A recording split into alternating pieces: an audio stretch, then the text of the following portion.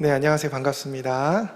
오늘 신천지 탈퇴자를 위한 무료 공개 세미나 다른 복음과 참된 복음 같이 강의를 좀 진행할 진정한 목사라고 합니다. 오늘 특별히 여기 오신 분들은 너무 잘 오셨어요. 오늘 이 강의는 매우 중요한 강의입니다.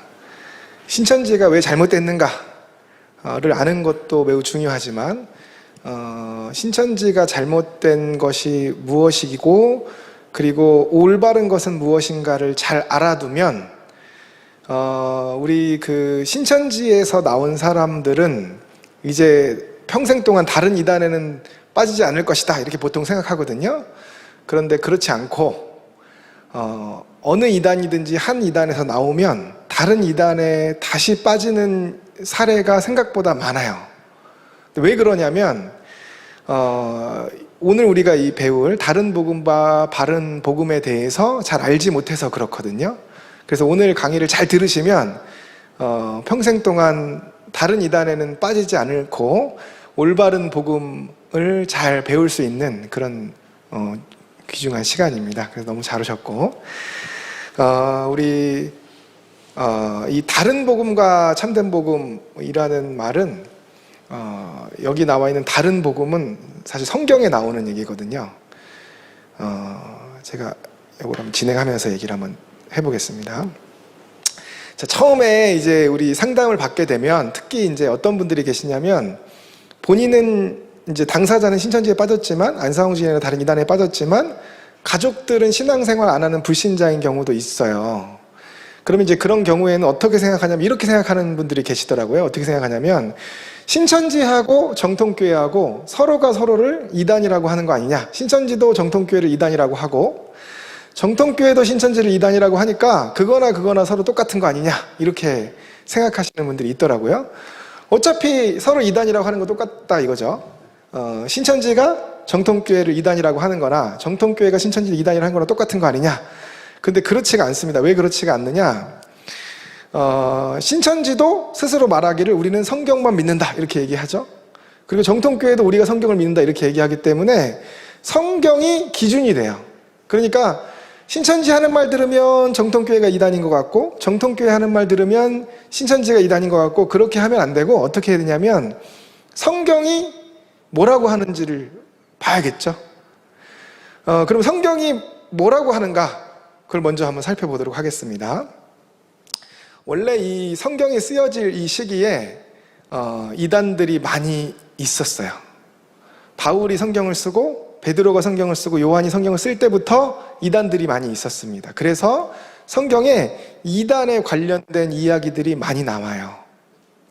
그래서 제가 몇 가지를 오늘 같이 여러분과 함께 볼 건데 여러분이 한번 성경을 직접 보고 성경이 이단을 뭐라고 설명하는지를 잘 보시면 제가 여러분에게 말을 하지 않아도 스스로 알게 돼 있습니다. 누가 이단인지를. 성경이 이야기하는 것은 진리이기 때문에 성경을 믿어야죠. 그죠? 그러니까 성경이 이야기하는 바에 의해서 이단이 무엇인지를 살펴보면 되는데 자, 고린도후서 11장 3절에 이렇게 얘기합니다. 뭐라고 얘기하냐면 뱀이 그 간계로 하와를 미혹한 것 같이 이렇게 얘기하죠. 우리 교회를 전혀 다녀보지 않으신 분들도 이 부분은 조금 아시는 분도 계시고 특히 이제 교회를 다니시거나 신천지를 다니시거나 이런 분들은 이 얘기가 무슨 얘기인지 알죠. 뱀이 간계로 하와를 미혹한 이야기는 선악과 이야기하는 거죠. 선악과 이야기.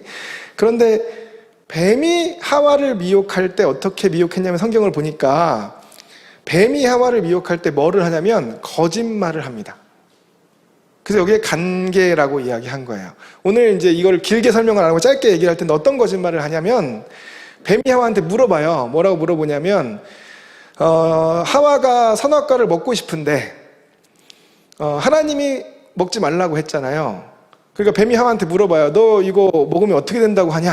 그랬더니 하와가 대답하기를 이거 먹으면 하나님께서 죽을까 하노라. 죽을까 봐 먹지 말라 그랬다. 그랬더니 뱀이 뭐라고 합니까? 절대 죽지 않는다. 이렇게 뭐 하냐면 거짓말합니다. 그렇죠? 거짓말이잖아요. 하나님은 죽는다고 했는데 뱀은 안 죽는다고 했잖아요. 거짓말이죠. 하나님 말씀하신 것을 믿지 않고 스스로 잘못 생각하도록 거짓말하는 것, 그것을 뭐라고 하냐면 간계라고 합니다. 하나님 말씀하신 대로 믿지 않게 하고 간계로 미혹하는 것이 누구냐? 이 간계로 미혹한다는 게 뭔지는 뒤에 고린도후서 11장 말씀 뒷부분에 나오거든요. 한번 생각해 보시면 돼요. 두 번째로, 자, 여기에 아주 정확하게 나오는데, 이게 어디냐면 고린도후서 11장 4절이거든요. 여기 보니 이렇게 돼 있습니다. 만일 누가 가서 우리가 전파하지 아니한 뭐요? 다른 예수를 전파하거나, 혹은 너희가 받지 아니한 다른 영을 받게 하거나, 혹은 너희가 받지 아니한 다른 복음을 받게 할 때는 너희가 잘 용납하는구나, 이렇게 얘기하는데, 여기를 보시면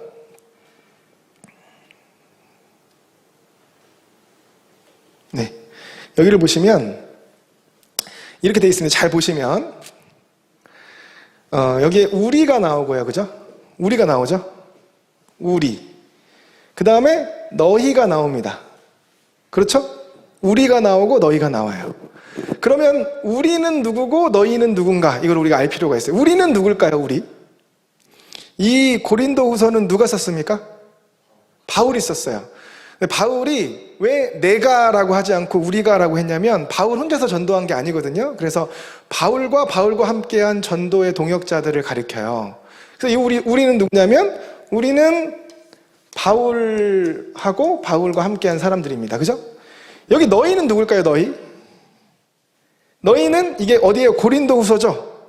그러니까 너희는 누구냐면 고린도 교회의 성도들이에요. 언제? 이 성경이 쓰여졌던 2000년 전에. 그럼 여기서 뭐라고 했냐면, 우리가 전파하지 아니한 다른 예수.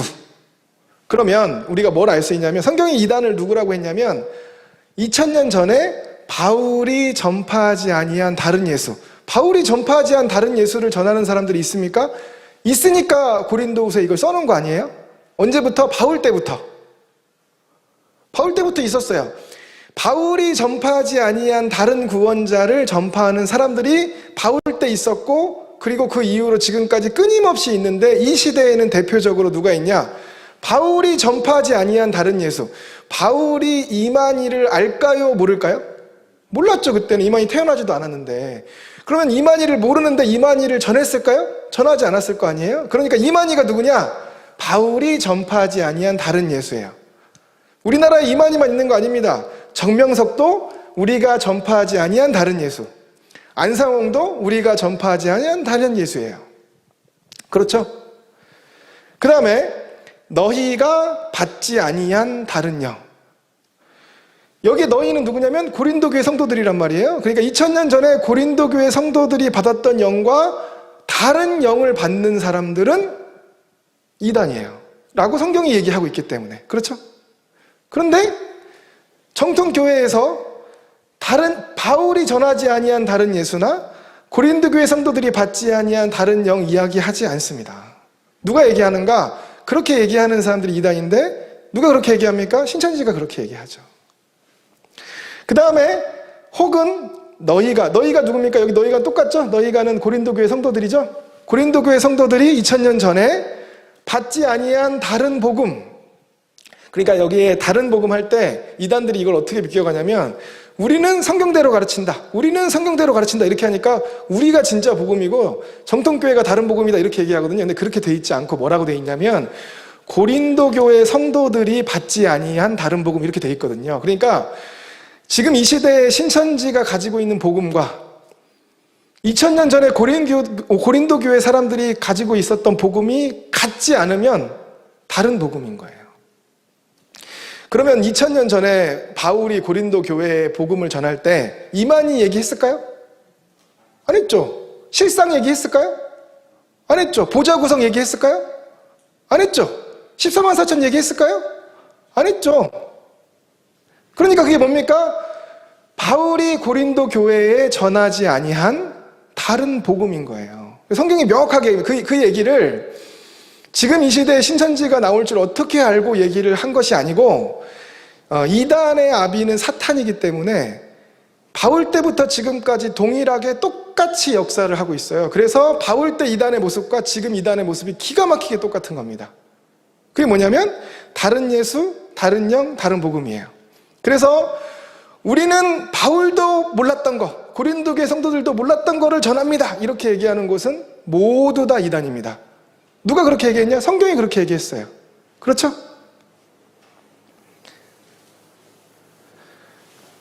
이게 지우는 조금 오래 걸립니다. 탁 한 번에 지우는 기능이 있으면 좋은데 그게 없더라고요. 자, 그 다음에 계속해서 고린도서 11장에 이어서 이렇게 얘기합니다. 여기 잘 보세요. 이게요, 너무 기가 막힌 얘기. 이런 일들이 바울 때 고린도 교회에 있었고, 그리고 그 이후로 계속 있었고, 그리고 지금도 있는 거예요. 기가 막힙니다. 여기 뭐라고 하냐? 여기 그런 사람들이 누구냐면 앞뒤로 읽어보면 이단들 얘기하는 거거든요. 고린도 교회에 침투한 이단들. 그런 사람들은 거짓 사도요, 속이는 일꾼이라. 그러면서 뭐라고 하냐면, 자기를 그리스도의 사도로 뭐 하는 사람들? 가장하는 사람들이라고 합니다. 가장이 뭐예요? 그리스도의 사도가 아닌데 그리스도의 사도인 척 위장하는 걸 가장이라고 하죠. 이건 이상한 일이 아니라는, 이단들이 그렇게 하는 게 이상한 일이 아니다. 왜 이상한 일이 아니냐? 사탄도 자기를 천사로 가장하기 때문에 사탄의 일꾼들도 자기를 의의 일꾼으로 가장한다, 이렇게 돼 있어요. 자, 그러면 한번 생각해 봅시다. 신천지가 정통교회를 바벨교회라고 하고 이단이라고 하는데, 정통교회, 장로교, 감리교 이런 정통교회 사람들이 신천지 전도사인 척, 신천지 신도인 척 하고 가장해서 전도하나요? 전도 안 하잖아요. 그런데 신기하게도, 너무 신기하게도 신천지에서는 자기를 사랑의 교회 권사인 것처럼, 자기를 일반 교회 전도사인 것처럼, 자기를 일반 교회 목사인 것처럼 가장합니까? 안 합니까? 가장하죠. 그거를 뭐라고 하냐면 모략이라는 교리를 만들어서 하잖아요. 그런데 성경을 읽어보니까 신천지가 개발한 게 아니에요. 어느 때? 바울 때 고린도 교회에 이미 그런 짓거리들을 이단들이 하고 있었어요. 그러니까 고린도후서에 써놓은 겁니다. 고린도 교회에 침투한 이단들이 뭘 했느냐? 마치 자기는, 그러니까 어떻게 하는 게 정상이냐면, 만약에라도 신천지가 정말 진리라고 한다면, 우리는 당신들과 달라요. 우리가 가진 것이 참된 복음이고 당신들이 가진 것은 잘못된 복음이에요. 이렇게 해야지 정상인데, 그렇게 안 하고 신천지들이 이제껏 얼마나 오랜 시간 동안 뭐를 했냐? 가장을 했어요. 저 장로교 권사입니다. 장로교의 장로입니다. 왜 그렇게 합니까? 우연이 아니라 사탄이 그렇게 하기 때문에 사탄의 일꾼들도 똑같이 가장한다는 거예요. 소름 돋게도 지금 이 시대에 누가 이렇게 가장해서 전도합니까? 신천지가. 그래서 신천지 나온 사람들이 나중에 이 얘기를 읽어주면 이런 얘기를 하는 사람들이 있어요. 야, 왜 그때는 이 말씀이 눈에 안 들어왔지? 딱이잖아요. 누가 누구를 이단이라고 하던 간에 기준이 성경이라고 하면 성경이 이단이라고 하는 사람이 이단이거든요. 성경이 뭐라고 하느냐? 가장하는 게 이단이다, 이렇게 딱 얘기해놨어요. 너무 정확하게. 그러니까 핑계도 못하고 변명도 못합니다. 그런데 왜 신천지들은 가장을 할까? 신천지는 왜 가장을 할까? 가장 안 해도 되는데, 물론 신천지가 100% 다 가장하는 걸로만 전도하는 것은 아니고, 최근에는 예전보다는 가장을 덜 하는 것 같아요. 왜 그러냐면 코로나 이후에 자기들이 가장해서 가짜로 위장해서 전도하는 수법이 다 들켜가지고 지금 역효과가 많이 나서 좀 덜 합니다.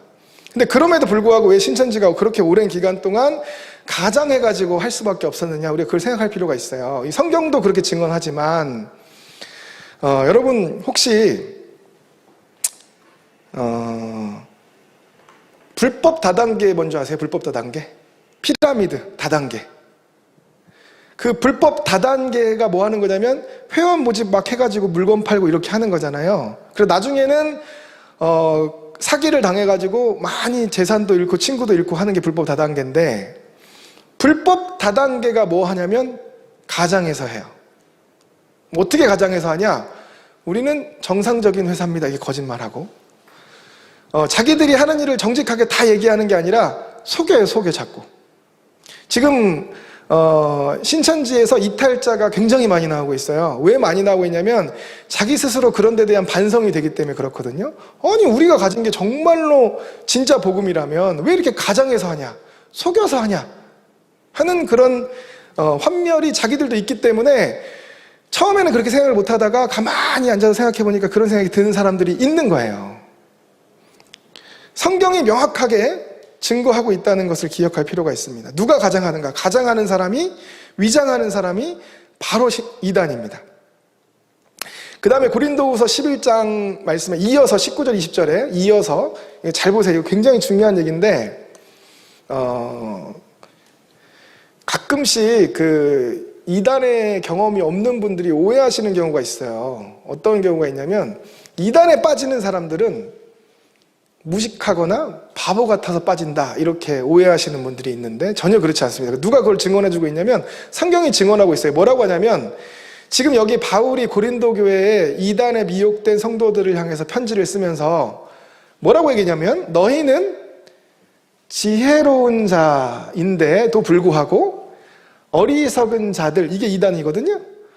어리석은 자들을 용납했어요. 그러니까 이단에 빠진 자를 향해서 뭐라고 하냐면 원래는 뭐한 자인데 지혜로운 자인데 빠졌다 이렇게 얘기합니다. 이게 무슨 말이냐면 여러분 보이스피싱 뭔지 아시죠? 보이스피싱. 저도 아직 보이스피싱 당해본 적은 없는데 보이스피싱이 한 번도 빠지지 않은 사람들은 뭐라고 생각하냐면 보이스피싱은 멍청하고 바보들이나 빠지는 거다 이렇게 생각을 하더라고요. 하는 사람들이 많더라고요. 근데 그렇지 않습니다. 현직 경찰관도 빠진 사례가 있어요. 보이스피싱, 사기를 당한. 보이스피싱이 왜 빠지냐? 당하는 사람이 바보여서 빠지는 게 아니고요. 당하는 게 아니고 보이스피싱 하는 사기꾼이 나쁜 놈이라 빠지는 거예요.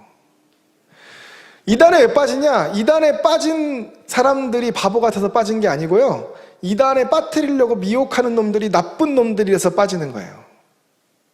그래서 바울이 얘기합니다. 이단에 빠진 사람들은 지혜로운 자임에도 불구하고 빠졌다.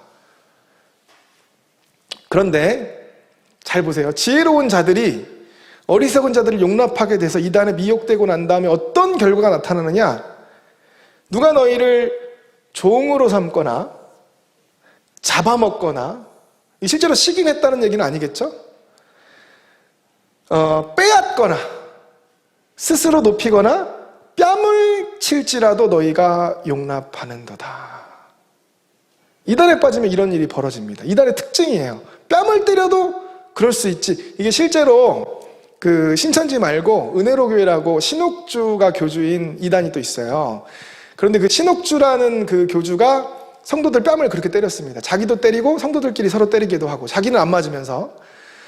그런데 엄마가 딸을 막 때려요, 뺨을. 근데 뺨 막 맞아도요 그냥 용납하고 가만히 앉아있어요. 왜? 이단에 빠졌기 때문에. 실제로 뺨을 맞아 막. 결국 어떻게 됐냐? 신옥주는 구속됐어요. 그런데 기가 막힌 게 뭐냐면 뺨을 맞고서도 이사간 줄 모르고 앉아있다는 거예요. 왜 그러냐면 이단에 미혹됐기 때문에 그렇습니다. 신천지 빠지면 가출하라 그럼 가출해요. 학교를 그만둬라 그럼 그만둬요. 만약에 정통교회에서 우리 여기 상록교회인데 상록교회에서 우리 청년들한테 너 전도해야 되니까 대학교 다니는 거 휴학해라. 그러면 학생들이 네 그러고 휴학합니까? 용납 안 해요. 너 집에서 자꾸 교회 다니는 거 반대하니까 가출해라. 그러면 우리 여기 청년들이 일반 교회 다니는 청년들이 교회에서 가출하라고 하니까 네 그러고 용납하고 가출합니까? 안 해요. 절대 안 합니다. 그리고 그 교회를 떠날 거예요. 만약에 그런 얘기를 하면. 그런데 신기하게도 이단에 빠져서 어리석은 자들을 용납하고 나니까 어떤 일이 벌어지면 가출해라. 네 그리고 가출해. 아니 세상에 가출하는 게 얼마나 큰일인데. 제가 그 신천지 관련해서 본 기사 중에서 가장 충격적인 기사 중에 하나가 뭐였냐면 요 기사인데 여기 보이십니까? 신천지의 기가 막힌 행사 지침 신도들 기저귀 착용해라. 이거 혹시 알고 계세요? 이거 여러 언론에 나온 건데 이 신도들한테 행사를 해야 되는 거예요. 행사를 해야 되니까 행사하는데 화장실을 가면 안 되잖아요. 그래서 화장실 갈 시간이 아까우니까 기저귀를 차고 해라. 그랬는데 기저귀를 차고 다 왔어요. 여기 그 신천지 탈퇴자죠. 그 신현우 목사님이 내부 정보 저기 올려놓은 거잖아요. 공지사항 해가지고 이게 2016년 기사인데요. 여기 신천지 내부의 공지사항이에요. 내일 있을 행사장에 참석하는 신도들은 기저귀차라고 하는 내부 자료를 공개했어요. 신영국사 보면 여기 보니까 출발 시간은 언제고, 복장은 지파체육복 상황이고, 준비물은 간단한 요깃거리, 개인 상비한 야외용 방석, 그리고 기저귀 착용 딱 돼 있어요. 만약에 정통 교회에서 교회 행사를 하는데 화장실 가지 말고 기저귀 차고 앉아 있어라, 그러면 용납할까요, 안 할까요? 절대 안 합니다. 그런데 이단에 미혹되면 이런 걸 용납하게 돼요. 그래서 무서운 거예요. 그래서 성경이 얘기를 해놨어요. 뺨을 칠지라도 용납하게 되는 게 뭐냐? 그게 바로 이단이라는 거예요. 그래서 인생이 비참해지는 거예요. 나이 드신 분들 뙤약볕에 시위한다. 아니, 세상에 멀쩡하고 평범한 주부들, 할머니들, 학생들 시위한다고 나와가지고 막 시위하고 어떻게 용납이 됩니까? 이단이라서 용납이 되는 거예요. 신천지가 얼마나 중요한지 내가 학대를 당해도 용납이 되는 거야. 그게 뭐냐? 이단이라고 성경에 나와요. 그런데 바울은 이런 거 시킨 적 없거든요. 정통교회는 이런 거 안 합니다. 왜? 이단이 아니니까. 누가 이런 거 하냐? 이단이 이런 걸 합니다.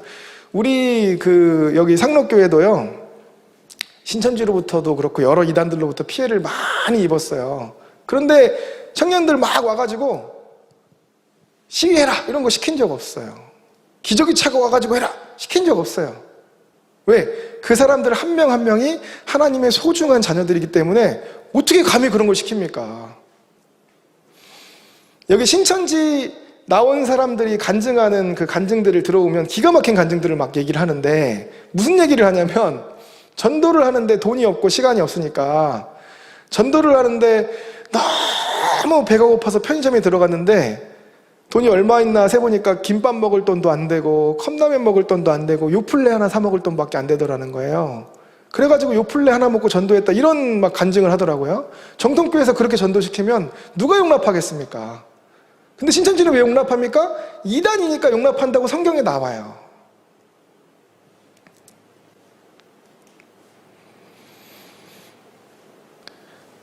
갈라디아서, 아까까지는 고린도후서 11장이고 지금은 갈라디아서 1장이거든요. 갈라디아서 1장에 보니까 이렇게 얘기합니다. 그리스도의 은혜로 너희를 부르신 이를 이같이 속히 떠나 다른 복음 따르는 것을 내가 이상하게 여기노라. 가끔씩 신천지 사람들이 그런 이야기를 하는 적이 있어요. 무슨 얘기를 하냐면, 여기다 올려놔야겠다. 무슨 얘기를 하냐면, 교회는 지금 막 사람들을 줄어가고 신천지는 막 사람들 늘어나고 있지 않습니까? 그런 걸로 몰아서 신천지가 진짜라, 그런 얘기를 하는 사람들이 있는데, 그런 식으로 사람 늘어나는 거에 따라서 이단이고 아니다고 성경에 얘기한 적이 없어요. 그리고 신천지가 지금도 정통교회 전체 숫자의 10분의 1도 안 돼요. 10분의 1도 안 돼요. 숫자로 얘기하면 신천지는 할 말 없는 거예요. 숫자가 많다고 이단이 아닌 것은 아니지만, 바울 때도 바울이 직접 복음을 전했던 갈라디아 성도들도 이단들이 들어와서 막 가르치니까 속히 떠나서 다른 복음을 쫓았어요. 그러니까 야, 전도하니까 막 사람들이 몰려오는데요? 원래 그래요. 이단들이 가르치면 성경에 나와요. 심지어는 바울에게 교육받던 사람들도 속히 떠나서 따라갔어요. 그렇다고 이단이 아니냐? 그래도 이단이에요. 와, 사람들이 몰려오는데요? 이단이니까 몰려오는 거예요.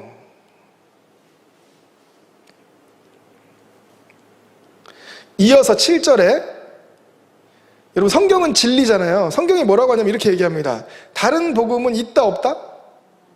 딱 얘기하잖아요. 다른 복음은 있다 없다? 없나니. 다른 복음 없대요.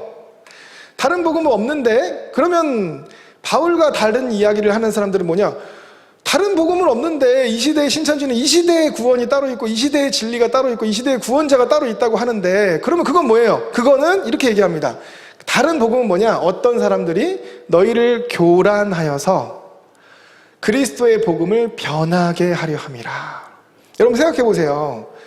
이만희가 구원자가 아닌데 이만희를 구원자로 만들고 싶은 사람들이 있어요. 그러면 성경에 이만희 구원자 딱 나오면 얼마나 쉬워요. 그런데 나와요, 안 나와요? 안 나오잖아요. 예수 구원자 이렇게 나와요? 그건 나오잖아요. 예수님 구원자로 나오는데 이만희 구원자는 안 나오거든. 그러니까 뭐 해야 되냐? 그래서 교란해서 변하게 해야 되는 거예요. 그래서 다른 복음 없어요. 교란해서 변하게 하는 것뿐이에요. 제가 이단 상담하면서 자주 하는 얘기인데, 만약에 성경에 이만희가 구원자다 딱 한 줄만 있으면, 저는 지금도 성경에 있으면 저는 당장 신천지에 가서 이만희 믿을 거예요. 근데 있어요, 없어요? 없잖아요. 없으니까 어떻게 하냐? 없으니까 교란해서 변하게 하는 거예요. 없는데 어떻게? 그렇게 해야지. 그래서 비유풀이고 뭐고 교리를 덕지덕지 붙여가지고 성경에 없는 것을 있는 것처럼 믿게 만드는 게 뭐예요? 교란해서 변하게 하는 거.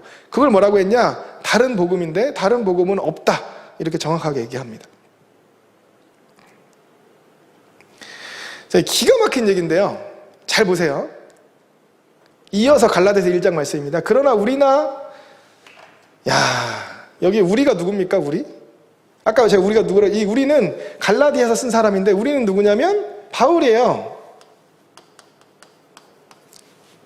혹은 하늘로부터 온 누구라도, 천사라도, 누가 전하든지 간에, 이만희가 전하든 이만희 할아버지가 되는 누구랑 상관없어요. 만약에 이 시대에 바울이 실제로 다시 살아나서 바울이 전하더라도 우리가 너희에게 전한 복음 외에 다른 복음을 전하면 어떻게 된다? 저주받는다. 이만희이고 뭐고 간에 바울이 전해도 안 된다는 거예요. 바울이 전해도. 하늘로부터 온 천사가 전해도 믿지 말라는 거예요. 뭘 믿지 말라? 바울이 갈라디아 교회에 전했던 그 복음. 여러분, 바울이 갈라디아 교회에 전했던 복음에 실상 있습니까? 없습니까? 없어요. 바울이 갈라디아 교인들한테 언제 실상 얘기를 했어요? 이만희 있습니까? 없습니까? 없어요. 바울이 갈라디아 교회에 전한 복음에 신천지 교리 한 개도 없습니다. 한 개도 없어요. 그런데 바울이 뭐라고 했냐면, 바울이 갈라디아 교회 성도들 2000년 전에 전한 그거 외에 다른 거 전하면 어떻게 된다? 저주받는다. 그래서 이만희 저주받았어요. 성경에 나오잖아요.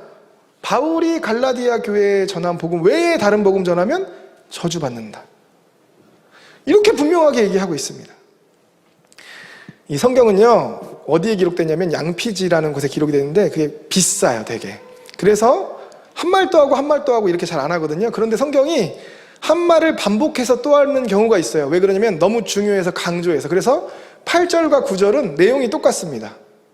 8절에 이 얘기를 해놓고 한 번 더 우리가 전에도 얘기했고 지금 또 얘기하는데, 만일 누구든지 너희가 받은 것 외에 다른 복음을 전하면 저주받을지. 똑같은 말이죠. 너무 중요하니까 두 번 반복해서 얘기한 거예요.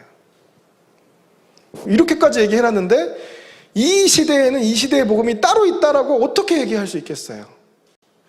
만약에 여러분 바울이 이 시대에 다시 환생해가지고 부활해가지고 이 시대에 바울이 다시 나타나서 전해도 바울이 갈라디아 교회에 전한 복음에 다른 거 전하면 저주받습니다. 하늘로부터는 천사도 안 돼요. 그 누구도 바울이 갈라디아 교회에 전한 복음 외에 다른 복음 전할 수 없다. 바울은 이렇게 생각했을 거예요. 내가 이렇게 이 정도 얘기해 놓으면 이제 사람들이 이 말씀에 근거해서 다른 복음 못 전하겠지? 다른 복음 전해도 아니라고 생각하겠지? 그런데 바울이 이 얘기를 왜 했냐면, 바울 때 이미 바울이 전한 복음 외에 다른 복음 전하는 사람이 있었기 때문에 했는데, 그때부터 지금까지 끊임없이 누가? 이단들이 바울이 갈라디아 교회 전한 복음 외에 다른 거 전하고 있어요. 그래서 꼭 기억하셔야 될 게 뭐냐면, 신천지가 아니더라도 누구든지 성경에 나와 있는 그 복음 외에 다른 거 전하는 사람, 바울이 갈라디아 교회 전한 복음 외에 다른 복음 전하는 사람, 이거는 바울이 몰랐던 거네, 그러면 아니에요. 바울이 알 수 있었던 게 아닌 것은 복음이 아닙니다.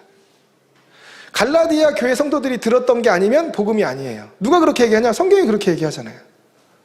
그렇죠? 정통교회는 바울이 갈라디아 교회에 전한 복음 말고는 안 전해요.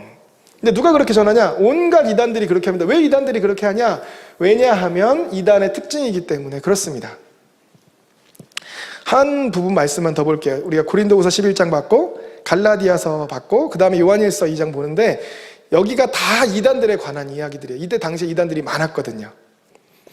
요한일서의 요한계시록 쓴 요한이죠.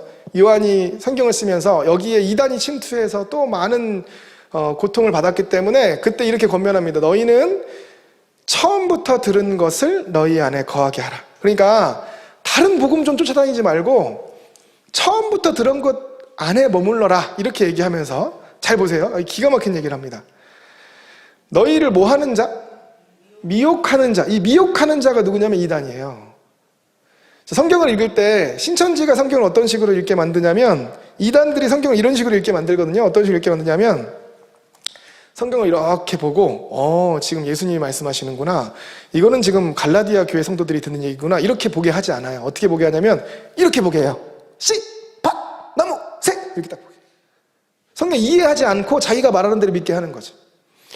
성경을 읽을 때는 어떻게 해야 되냐면 성경이 지금 얘기하는 의도가 뭔지를 파악을 해야 되거든요. 여기 분명히 써놨어요. 내가 지금 이거 왜 쓰냐면 이단들 때문에 쓰는 거다 이렇게 써놨죠. 그러고 나서 기가 막힌 얘기를 하는데 내가 미혹하는 자들 때문에 이거 쓴 거야 라고 한 다음에 이렇게 얘기해요. 너희는 주께 받은 바 기름 부음이 너희 안에 거하나니 아무도 너희를 가르칠 필요가 있다 없다? 이게 기가 막힌 말씀이에요. 아무도 너희를 가르칠 필요가 뭐하다? 없다. 제가 이거 제가 우리 그 상록교회는 이단들이 많이 오거든요. 신천지도 많이 왔어요. 제가 여러 번 이단들한테 이걸 물어봤거든요. 아무도 대답한 사람이 없어요. 왜냐하면 성경에 너무 분명히 나와서 할 말이 없거든. 여기 이렇게 쓴 거예요. 이단들에 대해서 말한다. 너희를 미혹하는 자들에 관하여 말한다. 그 다음 뭐라고 했냐면 아무도 너희를 가르칠 필요가 없다. 그러면 이단들이 뭐 했길래, 미혹하는 자들이 뭐 했길래 이 얘기를 했을까요? 가르쳤다는 거죠. 근데 신천지는 뭐라고 하냐면 이 시대의 구원자에 대해서 가르침을 받아야만, 이 시대의 진리에 대해서 가르침을 받아야만 천국 간다고 하잖아요. 그렇죠? 신천지가 가르치는 가르침 안 받고 혼자 성경 읽어서는 절대로 진리를 깨닫지 못한다고 하잖아요. 전형적으로 누가 썼던 방식이냐면 요한일서를 쓸 때 이단들이 썼던 그 방식 그대로예요. 똑같습니다. 이렇게 얘기하면 이단들이 할 말이 없어요. 왜냐하면 자기들이 하도 가르친다고 얘기하기 때문에. 성경 공부해야지 구원받는다고 하니까. 그런데 왜 이렇게 물어보더라고요? 아니 정통교회도 가르치는 거 아니에요? 정통교회도 가르치죠.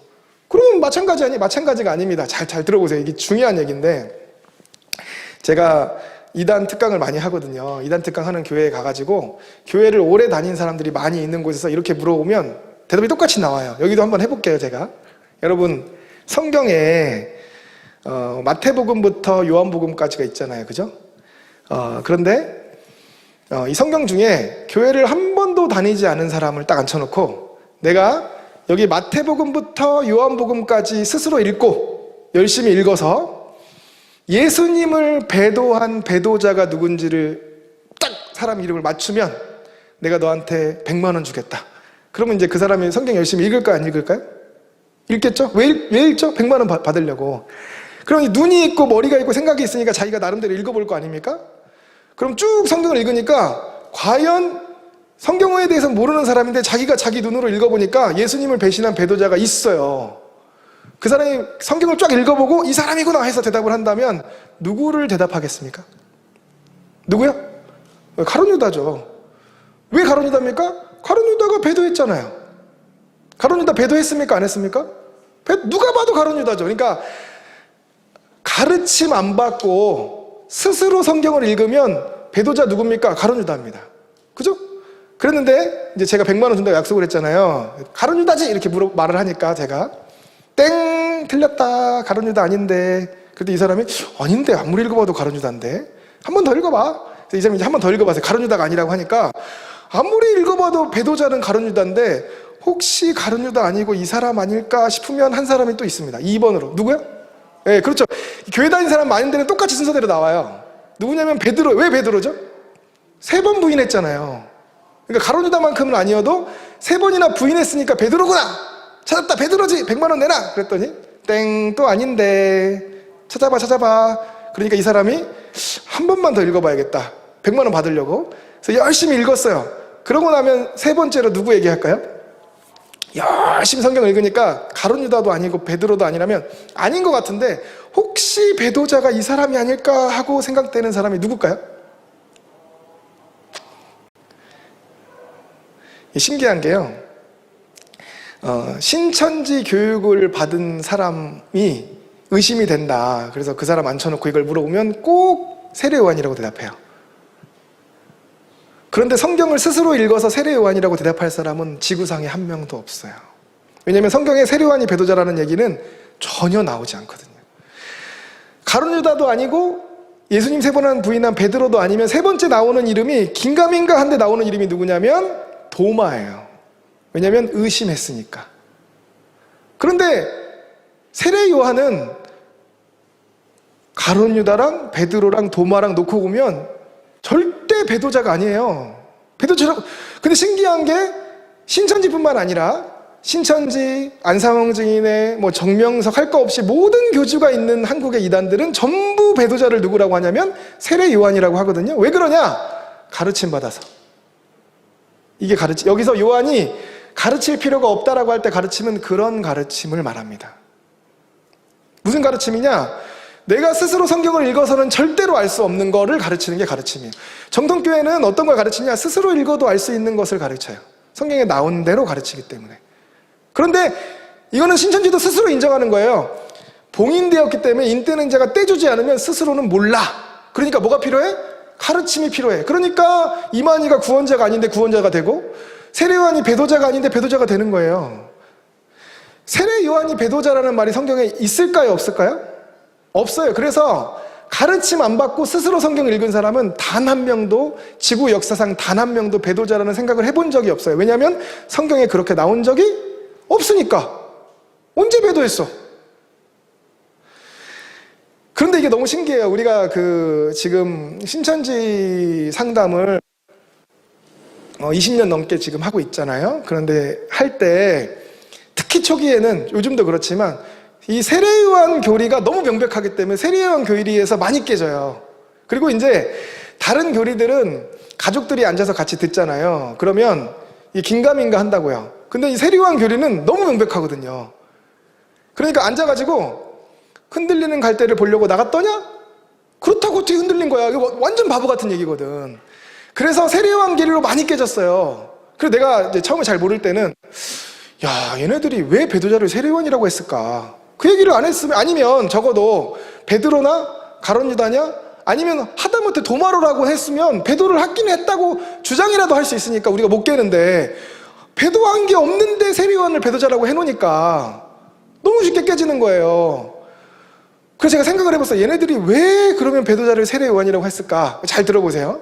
중요한 얘기인데 이단들이 성경을 이만희가 스스로 읽다가 성경을 읽다가 이해를 하면서 읽다가 세례요한이 배도자구나 그렇게 나온 교리가 아닙니다. 왜냐하면 누구도 성경을 읽으면 세례요한은 배도자가 아니거든요. 그럼 어떻게 나온 교리냐? 제가 알려드릴게요. 지금부터 성경에 이제 신천지 모든 교리가 다 이런 식으로 된 건데 어떻게 세례요한 교리가 나오게 된 거냐? 이 얘기를 왜 하냐면 세례요한 교리 할 때 다 들으셨겠지만 이 얘기를 왜 하냐면 이단들이 성경을 어떻게 곡해해서 가르치는가를 말씀드리려고 하는 거예요. 그래서 스스로 성경을 읽어서는 알 수 없다. 그걸 말씀드리려고. 이만희가 처음에, 지금은 이제 다 이만희가 그 교주라고 사람들이 인식을 하고 생각을 하고 있지만 처음에 이만희가 나와가지고 내가 이긴 자다, 내가 보혜사다 이 얘기를 하고 싶은데 걸리는 게 있는 거예요. 뭐가 걸리냐면 자기가 다른 사람 밑에 가서 고개 숙이고 있었거든요. 모든 이단 교주들은 다 앞선 교주한테 배워가지고 못된 짓 배워갖고 한번 해먹는 거기 때문에 모든 이단 교주들이 공교롭게도 누군가 머리 숙이고 섬기고 있었단 말이에요. 그러니까 제일 처음에 이만희가 내가 보혜사야, 내가 이긴 자 이 얘기를 하려고 하는데 자기가 그 얘기를 하려고 하면 사람들이 안 믿어줄 것 같은 거예요. 그래서 다른 이단들은 어떻게 했지? 그걸 찾아본 거예요. 그리고 최초로 만든 사람은 이거를 어떻게 내가 다른 사람 밑에 머리 수그리고 있다가 딱 나왔을 때 그럼에도 불구하고 내가 교주라는 얘기를 어떻게 할 수 있느냐? 그러려니까 배도한 거하고는 1도 상관없는데 세례 요한이 예수님한테 세례 준 것 때문에 세례 요한을 배도자로 만드는 겁니다. 무슨 얘기냐? 예수님이 세례 요한한테 세례 받았잖아요. 그러니까 자기가 다른 사람한테 머리 수그리고 있었던 거 괜찮다 이 얘기를 그걸로 맞춰서 하느라고 만든 교리가 세례 요한 교리란 말이에요. 그러니까 나중에 사람들이 아무리 읽어도 세례 요한 배도자라는 얘기는 안 나오죠. 그런데 신기하게 내가 그 교리를 만들어야겠으니까 세례 요한을 배도자로 만들어야겠다 이게 생각을 가지고 성경을 딱 보기 시작하면 이것 주워오고 저것 주워오고 말도 안 되는 것 주워와가지고 어거지로 만들어 놓는 거예요. 그래서 이 세례 요한에 대한 이야기만 읽으면 절대로 세례 요한이 배도자로 안 느껴지는데, 다른 얘기를 많이 배우고 배도멸망구원 해놓고 나서 그러면 예수님이 구원자인데 배도자는 누구지? 그렇게 해서 찾아보니까 배도자가 누군가 있어야 될 거 아니에요? 그렇게 찾아보니까 세례 요한이다. 이러니까 이게 들어가는 거거든요. 그래서 특징이 뭐냐면 절대로 성경을 스스로 읽어서는 몰라요. 뭐 해야만 하냐? 가르침 받아야만 아는 거예요. 그게 이단의 특징입니다. 가르침 받지 않으면 절대로 그렇게 생각하지 않을 것, 그것이 이단의 특징이에요. 그래서 잘 생각해 보셔야 돼요. 내가 이단에서 뭔가 신천지에서 배운 것들을 내가 신천지에서 가르침 받지 않고 스스로 생각해 보면 그렇게 생각될 건가? 그런 거 없어요. 그리고 신천지도 스스로 인정합니다. 이거는 봉인된 말씀이기 때문에 인을 떼주지 않으면 너희가 스스로는 몰라. 그러니까 요한이 뭐라고 해요? 그런 건 이단이야. 가르칠 필요가 없는데 봉인돼서 인을 떼야 되고 가르칠 필요가 있다고 하는 것은 지금 요한계시록 쓴 요한의 얘기와는 반대잖아요. 그러니까 안 되는 거예요. 근데 여러 명한테 물어봤거든요. 요한일서 2장에 아무도 너희를 가르칠 필요가 없다고 하는데 너희들은 왜 가르침 받아야지 진리를 알 수 있다고 얘기하냐? 아무도 대답을 못했어요. 이거 혹시 유튜브에서 보시는 분들은 대답할 수 있으면 대답 좀 해주세요. 한 명도 대답을 못했어요. 요한이 요한계시록을 썼는데 여기서 뭐라고 했냐면 요한일서 2장에서 아무도 너희를 가르칠 필요가 없다. 그러면서 이게 뭐에 대한 얘기인지를 명확하게 밝히고 있어요. 한 절 전에 26절에 이거는 뭐 때문에 쓴 얘기냐? 미혹하는 자들 때문에 쓴 얘기다. 왜? 미혹하는 자들이 가르치기 때문에. 무슨 얘기인지 이해가 되십니까? 그래서 이단은 뭘로 먹고 사냐면요, 가르쳐서 먹고 살아요. 가르쳐서. 그래서 곰곰이 생각해 보세요. 신천지에 가르침 받지 않고 어떤 사람이 스스로 성경을 읽다가 스스로 성경을 막 읽다가 1독하고 2독하고 10독하고 20독 하다가 스스로 성경 가르침은 안 받고 초등 중등 고등을 안 하고 가르침 안 받고 스스로 성경을 읽다가 이만희가 구원자네? 그렇게 할 수 있을까요? 없을까요? 절대 없습니다. 성경이 안 나오니까. 세례요한 배도자네? 그렇게 할 수 있을까요? 없을까요? 없어요. 그러니까 가르침 안 받으면 모르는 거예요. 그런 게 뭐다? 그런 게 이단이다. 그리고 성경이 얘기해요. 아무도 너희를 가르칠 필요가 없다. 그럼 정통교회는 그렇게 안 해요? 정통교회는 그렇게 안 합니다. 정통교회의 모든 가르침은 스스로 읽어도 알 수 있는 것을 가르쳐요. 여기에는 비밀이 있어요. 들어보면 그거는 무슨 비밀이냐면 사람들이 마음문을 열지 않아서 받아들이지 않는다는 뜻에서 비밀이라고 한 거지, 정통교회 가르침 중에 스스로 성경을 읽은 것과 가르침 받는 것이 다른 내용이 있냐? 한 개도 없습니다. 오직 뭐만? 이단만 따로 가르침 받는 거나 성경 읽는 거가 달라요. 왜? 성경에 없는 얘기를 가르침으로 만들어내야 되기 때문에 그렇습니다. 그러니까 여러분, 성경 말고 다른 가르침인 거예요, 그게. 그래서 정확하게 신천지는 왜 빠지냐, 이단은 왜 빠지냐, 신천지 빠지는 이유는 성경에 그렇게 말해서 빠지는 게 아니고 가르침 받아서 빠지는 거예요. 가르침 받아서. 초등, 중등, 고등, 복음방, 신천지 성경 공부 안 하고 가르침 안 받고 신천지 빠질 수 있는 사람 있나요? 한 명도 없습니다. 가르침 때문에 빠지는 거예요. 그래서 이 말씀을 기억해야 돼요. 아무도 너희를 가르칠 필요가 없다. 자, 우리 정리해 봅시다. 신천지가 정통교회를 이단이라고 하고 정통교회도 신천지 이단, 그게 아니고요. 이걸 보시면 돼요. 이 기준이 성경인데 다른 예수, 다른 복음, 다른 영을 누가 얘기하는가? 누가 얘기합니까? 신천지가 얘기하죠. 바울이 전한 것과 이 시대의 정통교회가 전한 게 같은가? 바울이 전한 것과 신천지가 전하는 게 같은가? 한번 생각해 보세요. 바울이 언제 신천지가 전한 걸 가르쳤겠습니까? 스스로도 인정해요. 우리는 바울이 전하지 못한 것을 전한다. 이렇게 얘기해요. 그게 뭐예요? 그게 이단이에요. 성경이 그게 이단이라고 얘기합니다. 바울이 전한 것과 다른 것 전하면 이단이에요. 초대교회 성도들, 갈라디아 교회 성도들, 고린도 교회 성도들, 2000년 전에 그 성도들이 들었던 것과 다른 것을 듣는 사람들, 그게 이단이에요. 2000년 전에 고린도 교회, 갈라디아 교회 성도들이 이만희 이름 들어봤을까요? 안 들어봤을까요? 안 들어봤죠. 근데 지금은 왜 전해요? 다른 거. 다르잖아요. 간계로 미혹하는 거. 간계로 미혹하는 신천지가 모략교리라고 하죠. 모략교리. 거짓말해서라도 전도해라. 재밌는 게 성경에 거짓말해서 전도하는 얘기 안 나와요. 만약에 정말로 거짓말해서 전도하는 얘기가 중요한 얘기였다면, 성경적인 거였다면 바울이 그렇게 전도했는지 베드로가 그렇게 전도했는지 실례가 많이 나와야 되거든요. 근데 나오지 않아요. 언제 바울이 그렇게 신천지가 했던 것처럼 모략자 갖고 전도했습니까? 그렇게 하지 않았어요.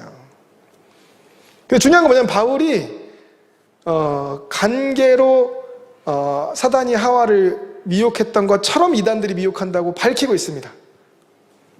그리고 더 정확하게 하나님의 일꾼으로 가장하고 위장해서 가르친다, 이렇게 정확하게 이야기하고 있어요. 누가? 이단이. 그리고 중요한 얘기인데, 성경 외에 스스로 성경인 거 말고 별도의 가르침 없이는 도저히 알 수 없는 것을 가르친다, 이단입니다. 누가 그래요? 신천지가 그렇게 하잖아요. 정통교회는 하지 않습니다. 그 다음에 뺨을 맞아도 스스로 용납하게 하는 거. 뺨을 맞아도 스스로 용납하게 하는 거. 신천지는 뺨을 안 때리는데요. 뺨을 안 때리는데 가출하게 하고. 나는 가출 안 해. 너는 안 했는데 그 안에 신천지 많은 사람이 가출했다는 건 누구나 다 아는 사실이죠. 직장 그만두라면 내가 기가 막힌 얘기를 정말 많이 듣는데요.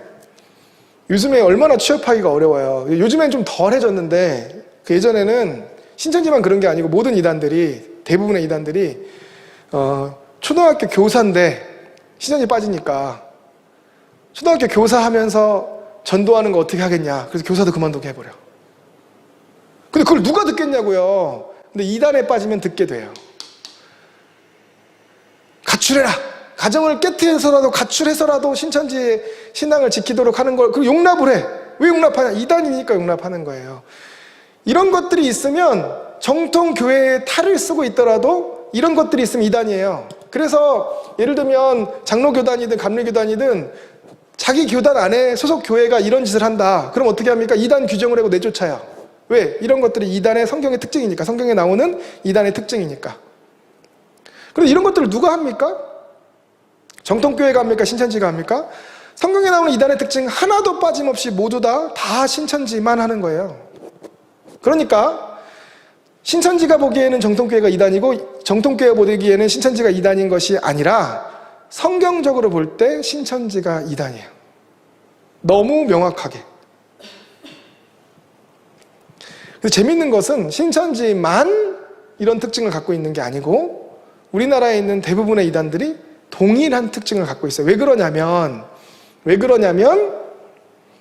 이단의 아비가 사탄이기 때문에 사탄이 하는 짓을 똑같이 하니까 바울 때 했던 짓 똑같이 하고 안상홍진이 하는 짓 정명석이 하고 통일교가 하는 짓 신천지가 하는 거예요. 왜? 주인이 한 명이니까. 정통교회는 안 합니다. 만약에 여러분 신앙생활하다 정통교회에서도 이런 모습이 있으면 당장 나와야 돼요. 그 교회는. 그 교회는 정상이 아닙니다. 왜냐하면 성경이 이단이라고 했으니까.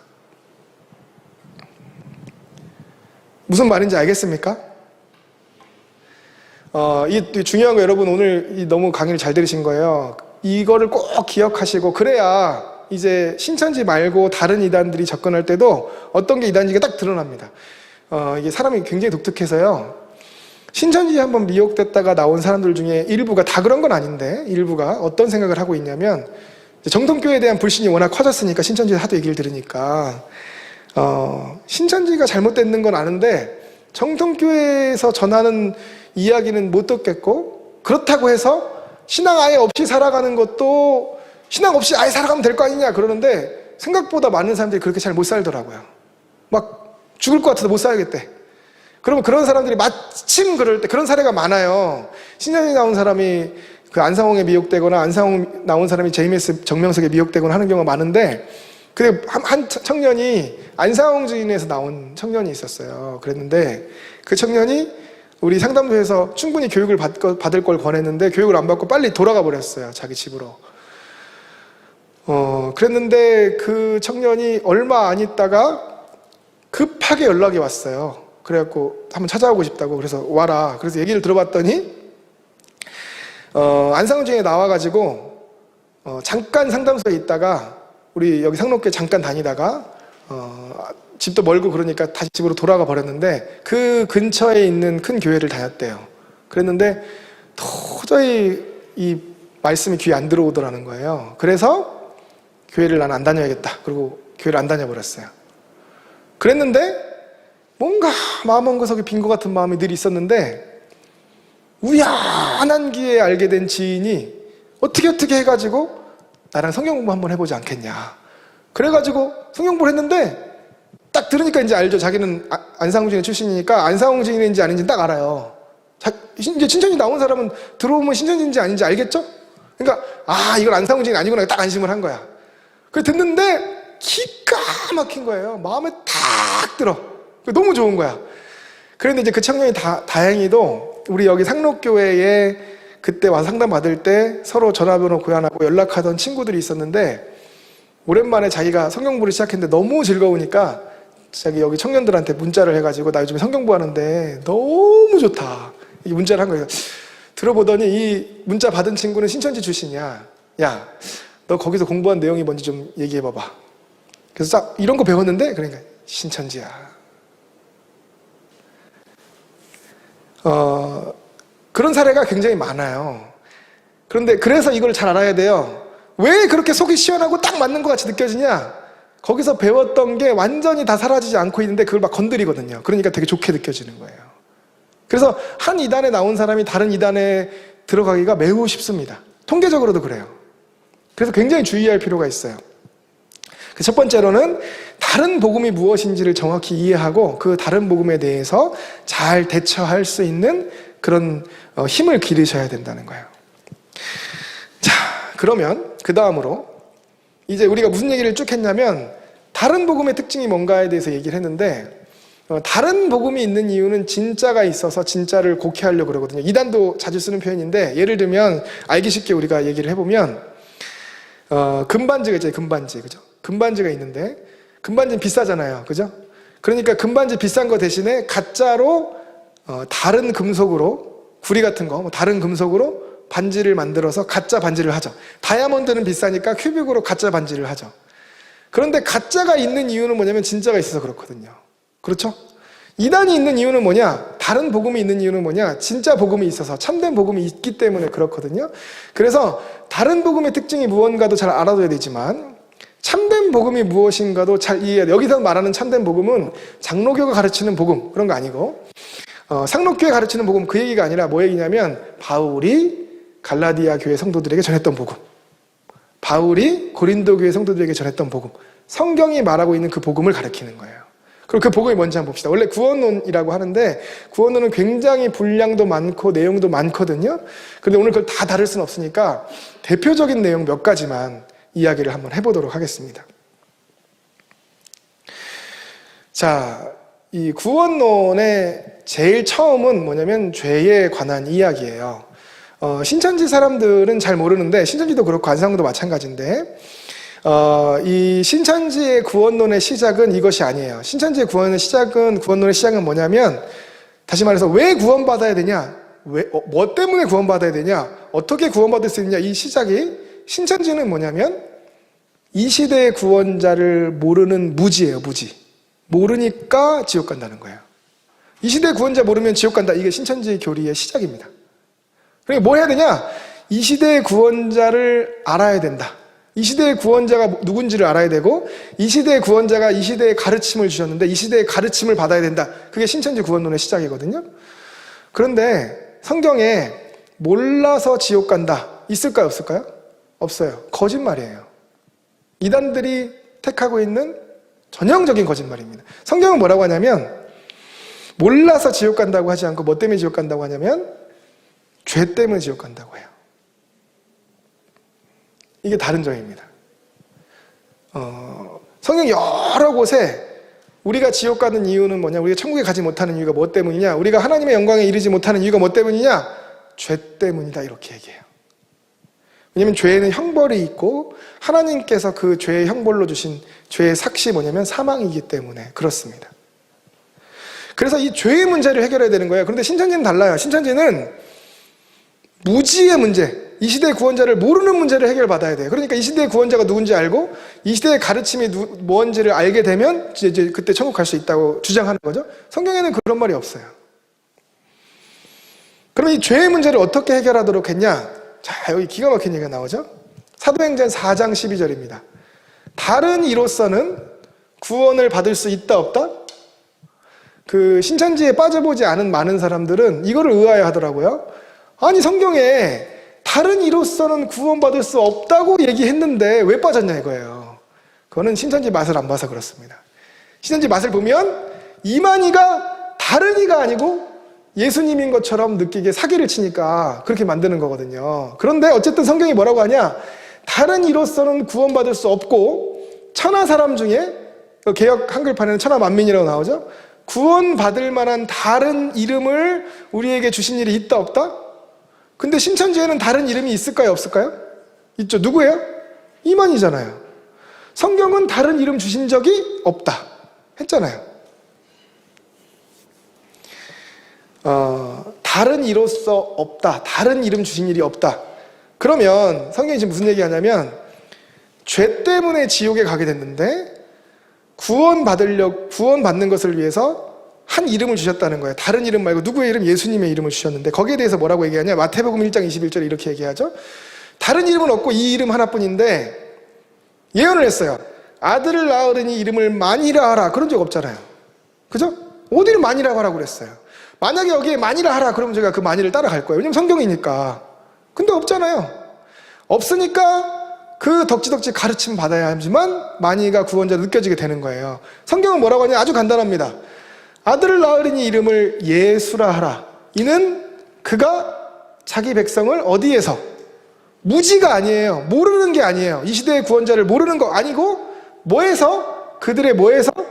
죄에서 구원할 자이십니다. 그러니까 어떻게 돼 있냐면 참된 복음은 예수 그리스도께서 나의 죄에서 구원해 주시는 것이 참된 복음이에요. 다른 이름은 없고 다른 방법은 없어요. 조금 더 자세히 봅시다. 요한복음 3장. 우리 요한복음 3장은 오랫동안 교회에서, 정동교회에서 복음의 핵심이다 이렇게 이야기되어 온 말씀인데 여기 보면 이렇게 돼 있죠. 하나님이 세상을 이처럼 사랑하셔서 누구를 주셨어요? 이만이 아니고 독생자를 주셨으니. 이만희는 하나님의 독생자? 아니잖아요. 그죠? 예수님이 독생자잖아요. 어떻게 하는 자마다? 이는 그를 뭐 하는 자마다? 믿는 자마다 멸망하지 않고 영생을 얻게 하려 하시며. 제가 신천지 사람들한테 여러 번 물어봤어요. 성경 공부해서 영생 얻게 된다는 말씀 한 번만 찾아달라고. 이 시대의 구원자를 알아서 영생 얻게 된다 한 번만 찾아달라고. 아직까지 한 명도 못 찾았어요. 그럼 여기 나와요. 예수님을 믿는 자마다 멸망하지 않고 영생 얻게 하려. 정확하게 나오네요. 믿는 자가 영생을 얻는다고 돼 있지. 언제 성경 공부한 자가 영생 얻는다고 돼 있습니까? 언제 가르침 받은 자가 영생 얻는다고 돼 있습니까? 언제 깨달음 받은 자가 영생 얻는다고 그렇게 안 돼 있어요. 뭐라고 했냐면 뭐 하는 자마다? 믿는 자마다. 여기에 여러분 마다라고 돼 있죠. 마다. 이 마다는 뭐냐면 믿는 자는 누구나 이렇게 돼 있는 거예요. 그죠? 믿는 자는 성경 공부 안 해도 상관없어요. 믿는 자마다라고 그랬지. 성경 공부하는 자마다라고 안 했잖아요. 이 시대의 구원자 몰라도 돼요. 믿는 자마다. 실상 몰라도 돼요. 믿는 자마다.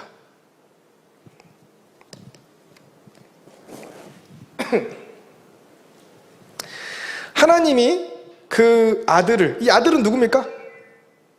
이만입니까? 이만이 아니잖아요. 하나님이 그 아들을 세상에 보내신 것을 예수님 얘기하는 거죠. 뭐 때문이냐? 세상을 심판을 하시는 것이 아니고 그로 말미암아 세상이 어떻게 하려고? 구원을 받게 하려 하심이라. 그러니까 기독교의 구원론은 뭐냐면 하나님께서 구원받게 하시려는 길을 열어주시려고 예수님을 이 땅에 보내주신 것이 기독교의 구원론의 핵심이에요.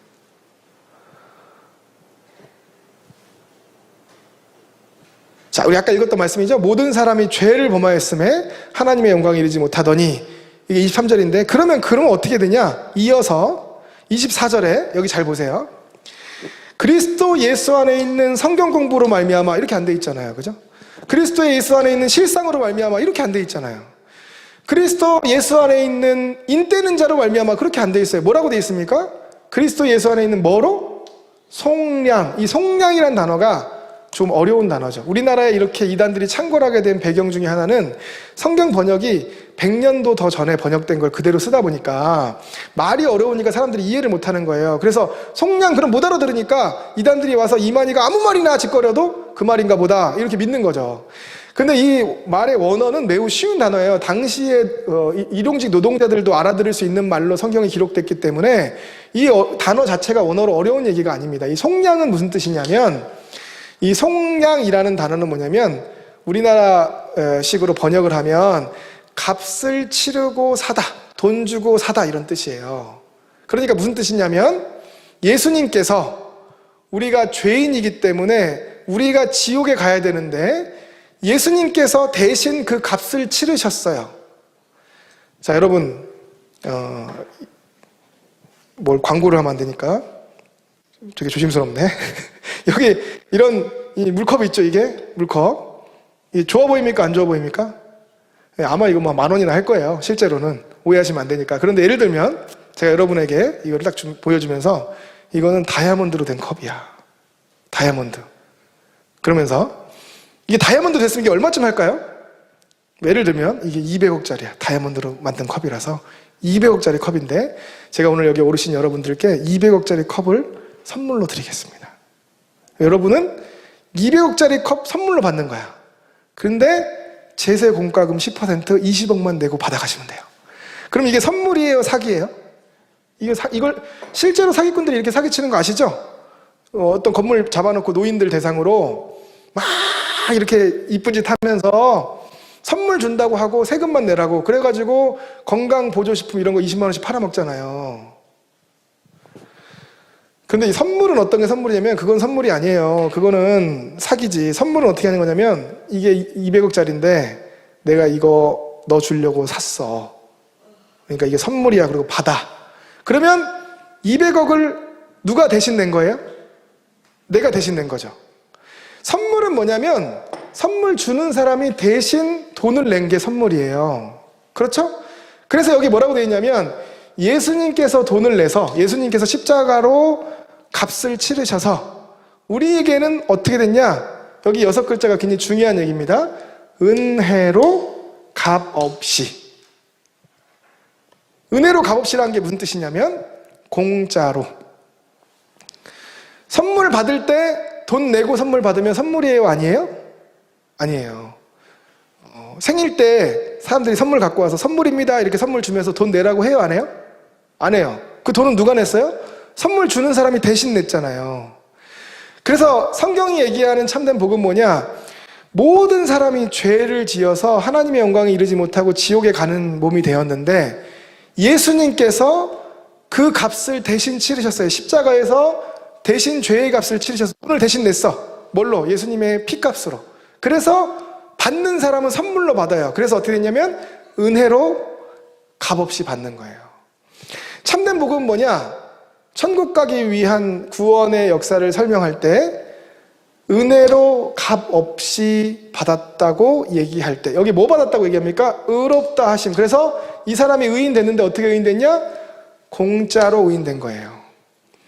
그런데 신천지가 얘기하는 것처럼 의인이 되려면 필요한 게 있어. 어떻게 되냐? 성경 공부도 해야 돼. 총등도 해야 돼. 전도해서 열매도 맺어야 돼. 그러면 은혜로 값없이예요, 아니에요? 그건 공짜예요, 아니에요? 그럼 선물이에요, 사기예요? 사기인 거예요. 처음엔 선물인 줄 알았는데 들어보니까 제세공과금을 내야 되네? 사기인 거예요, 사기. 성경에 나오는 구원은 철저하게 은혜로 값 없이 구원하는 것에 대해서 끊임없이 이야기하고 강조합니다. 왜냐하면 이단들이 저 부분을 건드려서 부려먹기 때문에 그렇습니다. 많은 이단들이 저 부분을 건드려서 사람들을 부려먹기 위해서 은혜로 값없이가 아니라 요구하는 것들을 만들어내기 때문에 하나님은 그렇지 않다는 걸 설명하기 위해서 저 부분을 계속해서 강조하는 거예요. 자, 우리 24절이죠? 그 다음 절에 뭐라고 하는가? 그 다음 절 한번 봅시다. 여기 25절이죠? 이 예수님을 어떻게 했냐? 잘 들어보세요. 이게 번역이 어려워서 그런데 원래는 굉장히 쉬운 건데 번역이 어려워서 그래요. 제가 오늘 시간이 많이 없으니까 그것까지는 얘기 안 할 텐데, 신천지 같은 이단들이 개역 개정 보지 말고 개역 한글만 보라고 하고 다른 번역 보지 말라고 하잖아요. 왜냐면 이만희가 교리 만들 때 개역 한글로 만들었기 때문에. 근데 사실은 여러 번역을 봐야 돼요. 왜냐면 번역이 어려워서 이해를 못하기 때문에. 이해 잘할 수 있으면 이거 봐도 문제 없습니다. 자, 저하고 한번 같이 천천히 볼게요. 예수를, 이게 주어죠. 예수를, 하나님이 예수님을 그의 피로써 믿음으로 말미암는 화목제물로 세우셨다. 이 말이 길으니까 좀 어려워졌네. 그러면 우리가 이거를 이해하기 쉽게 천천히 한번 다시 읽어볼게요. 어떻게 했냐면, 예수님을 뭘로 세웠냐면 화목제물로 세웠는데, 이 화목제물의 특징이 두 가지예요. 하나는 뭐냐면 피로써 세웠다는 거고, 두 번째는 믿음으로 말미암는다는 게 두 가지 특징이야. 예수님이 화목제물로 세워졌는데 특징이 두 가지예요. 그럼 화목제물이 뭔지 알아야 될 거 아니에요? 화목제물이 뭐냐? 구약시대의 제사에 나오는 건데, 구약시대에 어떤 사람이 하나님께 죄를 지으면 화목제를 드리게 돼 있어요. 그럼 화목제를 드릴 때는 반드시 뭘 갖고 오게 되냐면 화목제물을 갖고 오게 돼요. 화목제물이 뭘 갖고 오는 겁니까? 양이나 염소 같은 짐승을 갖고 오는 거죠. 그러면 죄는 누가 졌냐면 이 사람이 졌는데, 죄 지은 사람을 죽이는 게 아니고 누가 죽어요? 양이 죽어요. 양은 죄 없는데, 양이 지은 죄 때문에 양이 죽는 게 아니고 뭐 때문에 죽는 거예요? 이 사람 때문에 그 대신에 죽는 거죠. 그게 뭐냐면 화목제물이야. 그런데 로마서가 모든 사람이 죄를 범하였다부터 시작해서 구원에 대해 설명하면서 무슨 얘기를 하냐면, 예수님이 바로 그 화목제물이 되셨다는 거예요. 화목제물은 뭐 하는 거? 내 대신 내 죄 때문에 죽는 거, 그게 화목제물인데, 그러면 이 화목제물의 특징이 두 가지예요. 첫 번째는 뭐냐면 피로써, 이 피로써라고 나오죠. 이 피로써는 뭘 얘기하냐? 여러분, 성경에서 예수님의 피로써, 예수님의 보혈로써, 예수님의 피로 말미암는 할 때 이 피는 뭘 가리키냐면 생명을 가리키는 거예요. 제가 비유풀이 하는 것이 아니고, 성경에 나와요. 피에는 생명이 있다 이렇게 나오는데, 뭐 때문에 그러냐면 이스라엘 사람들의 문화 때문에 그래, 문화. 그러니까 이게 관용적 표현이라고 하는데요. 예수님께서 십자가에서 피만 흘리시고 살은 주지 않으시고 피만 주셨습니까? 그렇지 않은데, 예수님께서 생명을 주셨다라고 하는 표현을 쓸 때 피를 흘리셨다 이렇게 관용적으로 쓰는 거거든요. 그래서 예수님께서 화목제물이 되셨는데, 어떤 화목제물이죠? 예수님 편에서는 예수님이 생명을 주신 거예요. 예수님이 피를 주신 거예요. 두 번째는 받아들이는 사람 입장에서는 믿음으로 말미암는 거예요. 그러니까 예수님은 생명을 주시고 구원받는 사람은 그것을 뭐하고? 믿고. 만약에 이 로마서 3장 25절 말씀에 이 예수를 하나님이 그의 실상으로서 성경 공부로 말미암는, 그렇게 했으면 또 몰라요. 근데 그렇게 안 돼 있고 뭐라고 돼 있냐면 그의 200억짜리인데 그의 피로써 믿음으로 말미암는, 그러니까 그 바로 앞절에 있는 은혜로 값없이와 호응하는 겁니다. 우리가 아무것도 할 필요 없이 그저 믿기만 하면 되는 화목제물로 주셨다는 거예요. 그거를 24절에는 믿음으로, 은혜로 값없이라고 표현했고, 25절에는 믿음으로 말미암는 이라고 표현하신 겁니다. 그래서 우리가 지은 죄를 하나님께서 간과해 주심으로 말미암아 우리를 의인 삼아 주시는 역사가 바로 구원의 역사가 되는 거예요. 그래서 이 성경적으로 볼 때 구원론은 뭐가 가장 중요하냐면, 우리가 어떻게 구원받았는가를 얘기할 때 내가 노력해서, 내가 성경 공부해서, 내가 청등해서, 내가 열매 맺어서 구원받는 것이 아니라 예수님께서 피로써 다 해주시고 나는 믿기만 하면 구원해 주시는 값 없이 은혜로 받았다. 이 두 가지가 제일 중요한 거예요. 그 로마서에 정확하게 얘기하고 있습니다. 원래 구원이라는 말 자체가, 구원, 이 말 자체가 어떤 뜻이냐면, 어떤 사람이 수영장에서 물에 빠지잖아요. 그러면 누가 그걸 건져줍니까? 구조대원이 건져주죠. 구조라는 말과 구원이란 말이 거의 같은 말이에요. 국어사전적으로. 구원은 건져내다, 구하다 그런 뜻이거든요. 그래서 구조와 같은 말이에요. 그러면 생각해 보세요, 여러분. 예수님께서 우리를 구원해 주시는데, 자, 여기 4명이 물에 빠졌어요. 예를 들면 4명이 물에 빠졌는데 구조대원이 와가지고 구조를 하는데, 자, 제가 지금 여기 4명 물에 빠져서 허우적대고 있는데 제가 지금부터 여러분을 구조해 드리겠습니다. 구조를 하려면 어떻게 구조를 받아야 되는지, 누가 구조대원인지를 배워야 되거든요. 그러니까 지금부터 공부를 시작하겠습니다.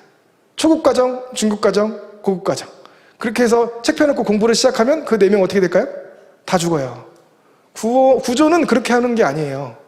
자, 제가 지금부터 구조를 할 텐데 여러분들이 구조 받을 만한 자격이 있는지를 확인해 보겠습니다. 자, 여기서 전도한 사람, 열매 맺은 사람 손 들어보세요. 자, 여기서 하나님 보시기에 의롭게 산 사람 손 들어보세요. 여기서 시위 가라고 할 때 시위 가고, 여기서 예배 드리라고 할 때 예배 드리고. 그렇게 물어봐서 합니까? 그건 구조라고 안 해요. 그걸 뭐라고 하냐면 그건 면접이라고 합니다. 그죠? 구조는 뭐예요? 이 사람이 어떤 사람인지 묻지도 따지지 않고 구조대원이 가서 그냥 해주는 게 구조잖아요. 그러니까 구원은 뭐냐? 구원 받는 사람을 묻지도 따지지도 않고 다 그냥 해주는 게 구조예요. 구원이에요, 구원. 똑같이 구조를 할 때 구조 받는 사람은 뭐 해야 될까요? 구조 받는 사람은 뭐 하나요? 물에 빠졌어, 내가. 구조대원이 왔어. 그러면 나는 뭐 해야 되나요? 뭐 해야 돼요? 여러분 구조 안 당해보셨군요? 저는 오션월드에서 그 유스풀에서 한번 다리에 쥐가 나가지고 구조를 당해봤어요. 야, 그거 기가 막히게 알대요. 그 구조대원이 이렇게 위에서 쳐다보는데 그냥 쳐다보는 게 아니더라고요. 기술자더라고요. 그래서 내가 다리에 쥐가 나서 이러니까 바로 뛰어들더라고요. 너무 감동받았어요. 뛰어드는데 아주 유쾌한 경험은 아니었어요. 왜냐하면 아주 거칠게 구조를 하더라고요. 사람이 많으니까. 근데 내가 뭐 했냐면 가만히 있었어요. 근데 만약에 내가 가만히 안 있고 좀 도움 돼보려고 뭘 하면 도움이 될까요? 방해가 될까요? 방해되는 거예요. 할 수 있는 거라고 허우적대는 것밖에 없는데.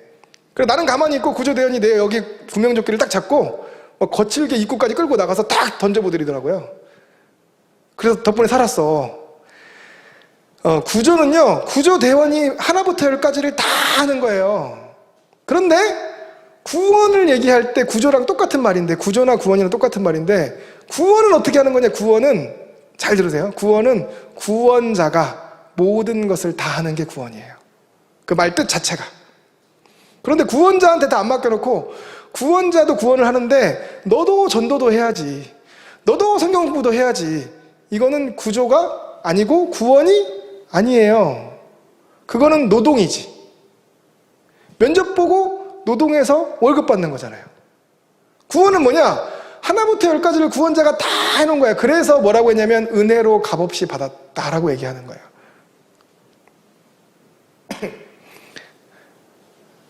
자, 여기 노아서 3장 27절 28절 한번 더 볼게요. 자, 여기 기가 막힌 얘기를 합니다. 그런즉 자랑할 때가 어디냐? 자랑할 수 있다는 거예요, 없다는 거예요? 자랑할 수 없다는 거예요. 왜 자랑할 수 없냐? 왜냐하면 너희가 구원받은 게 법으로 받은 것도 아니고 행위로 받은 것도 아니고 믿음으로 받은 건데 어떻게 자랑하냐 이거예요. 근데 신기해요. 바울이 이 이야기를 많이 합니다. 자랑할 게 없다. 자랑할 게 없다. 그런데 신천지 안에서 총등하고 딱 신천지 사람 되잖아요. 그러면 자랑하고 싶은 마음이 들까요? 안 들까요? 들죠. 신천지 안에서 열매를 딱 맺잖아요. 그러면 자랑하고 싶은 마음이 들까요? 안 들까요? 들죠. 신천지 진리를 나만 안다. 신천지에서 얘기하는 이 시대의 구원자를 나만 안다. 이 시대의 진리를 나만 안다. 그러면 자랑하고 싶은 마음이 딱 들죠. 왜냐하면 내가 열심히 성경 공부했기 때문에 받은 거기 때문에 그래요. 내가 열심히 전도한 것 때문에 받은 거기 때문에 그래요. 내가 시키는 거 열심히 잘해서 받은 거기, 뭐 때문에? 행위로 받은 거기 때문에. 그런데 바울은 뭐라고 했냐? 너희들이 뭐 해서 받은 거 하나도 없잖아. 구원자가 다 해주고 공짜로 받은 거잖아. 그러니까 자랑할 때가 있다 없다? 그렇게 얘기하는 거예요. 그러니까 구원 받았는데 자랑할 때가 있으면 이상한 거예요. 일부 사람들이 야고보서 말씀 갖고 와가지고 행위도 있어야 된다 이런 얘기를 하는데, 성경이 우리가 의인된 것이 행위로냐 믿음으로냐 이렇게 얘기할 때 믿음이 있는 행위도 필요하다 이렇게 얘기하지 않고 바울이 정확하게 얘기하는데, 행위에 있지 않고 믿음으로 된다 이렇게 얘기해요. 오직 행위가 아니라 오직 믿음으로다 이렇게 얘기해요. 왜냐하면 구원은 오직이 뭐야? 이거 말고 다른 거 없다는 거예요. 오직 믿음으로만 되는 것이기 때문에 그렇습니다. 근데 이렇게 얘기하면 너무 쉽게 느껴지니까 뭔가 사람이 어떻게 이렇게 쉽나 싶어서 이단들이 얘기하는 게 더 그럴듯하게 느껴지는 거거든요. 근데 여러분 생각해 보세요. 구조대원이 구조를 해야겠는데 이 사람이 수영을 잘하면 구조할 필요가 없잖아요. 근데 수영을 못해. 그럴 때는 구조대원이 이 사람한테 요구하는 게 있을 수가 없는 거예요. 예수님께서 우리를 구원해야겠는데 우리를 보니까 의롭지가 않아. 죄인이야. 그러니까 요구할 수 있는 게 없어. 수준이 너무 낮아서. 그래서 어떻게 하기로 결정했냐? 그러니까 예수님이 이 땅에 인간의 몸을 입고 오셨어야 되는 거예요. 그렇게까지 해주셨는데 아직도 우리에게 뭐가 남아있냐? 남아있는 게 없다는 거예요. 그래서 오직 믿음으로 된다는 겁니다. 이거를 더 정확하게 우리가 한번 로마 3장 봤고요. 이어서 로마 4장에서 이렇게 얘기합니다. 잘 보세요. 신천지도 그렇고 시대별 구원자도 얘기하고 구약시대에는 율법으로 구원받았다 이렇게 얘기하는 것도 있고 그래서 사람들이 막 헷갈리는데 여기 잘 보세요. 여기 누구에게 나오냐면 구약시대에 아브라함이 나옵니다. 그죠? 이 아브라함에 대해서 로마서 4장이 설명을 하면서 이렇게 얘기해요. 만약에 아브라함이 행위로서 의롭다 하심을 받았으면 또 자랑 얘기가 나옵니다. 자랑할 것이 있으려니와 하나님 앞에서는 없다. 이 얘기는 아브라함이 행위로서 구원을 받았다는 거예요? 아니라는 거예요? 아니라는 거예요. 이어서 더 정확하게 얘기합니다. 잘 보세요. 아까 그게 2절이고 이게 3절이거든요.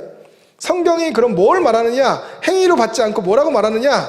아브라함이 하나님을 뭐 하매? 믿음에 그것이 그에게 의로 여겨진 바 되었느니라.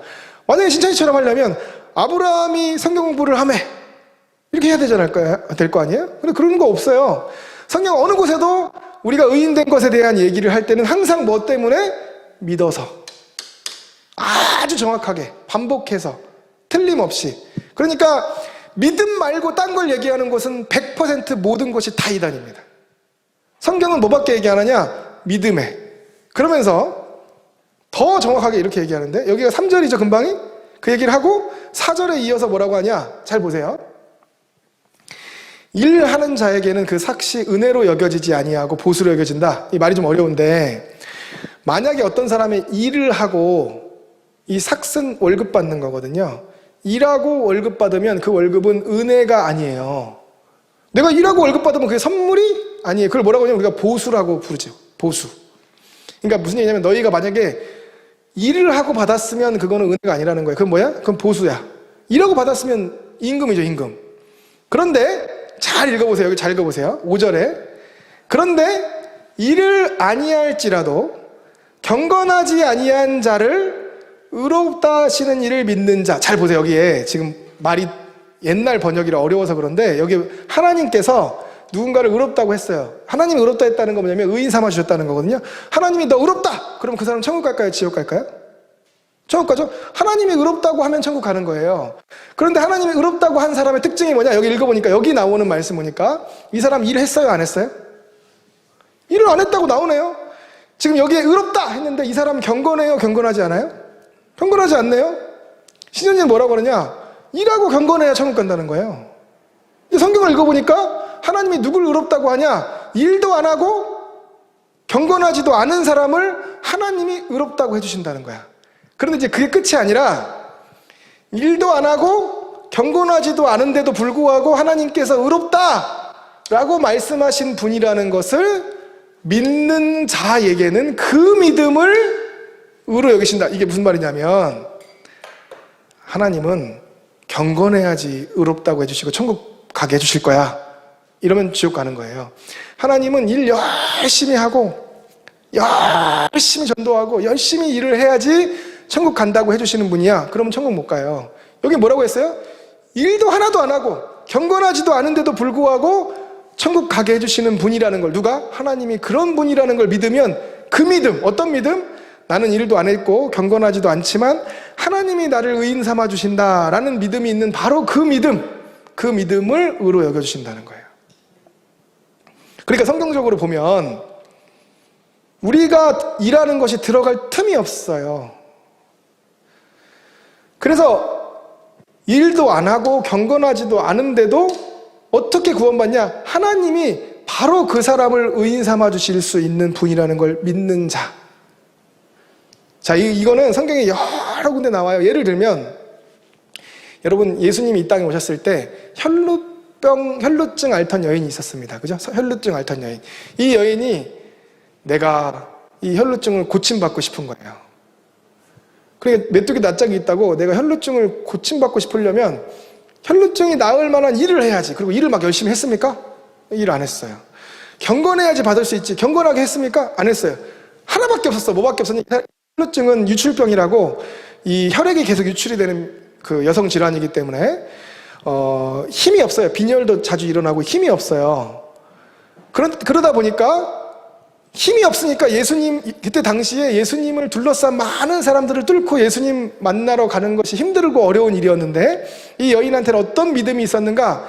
예수님의 옷자락에 손만 대어도 내가 나음을 받겠다라는 믿음이 있었어요. 어떤 믿음이 있냐면 일도 안 하고 경건하지도 않은데 예수님께서 나를 낫게 해주시는 그런 분이다 라는 믿음이 있었어. 그래서 가서 옷자락을 만지니까 예수님이 기가 막힌 말을 해. 무슨 말을 하냐? 누가 내 옷자락을 만졌냐? 그래서 제자들이 어이가 없어가지고 여기 지금 둘러싸고 에어싸고 난리 나는데 옷자락 만진 사람이 한둘이겠어요? 그랬더니 예수님이 그거 아니고 믿음으로 만진 사람이 있다.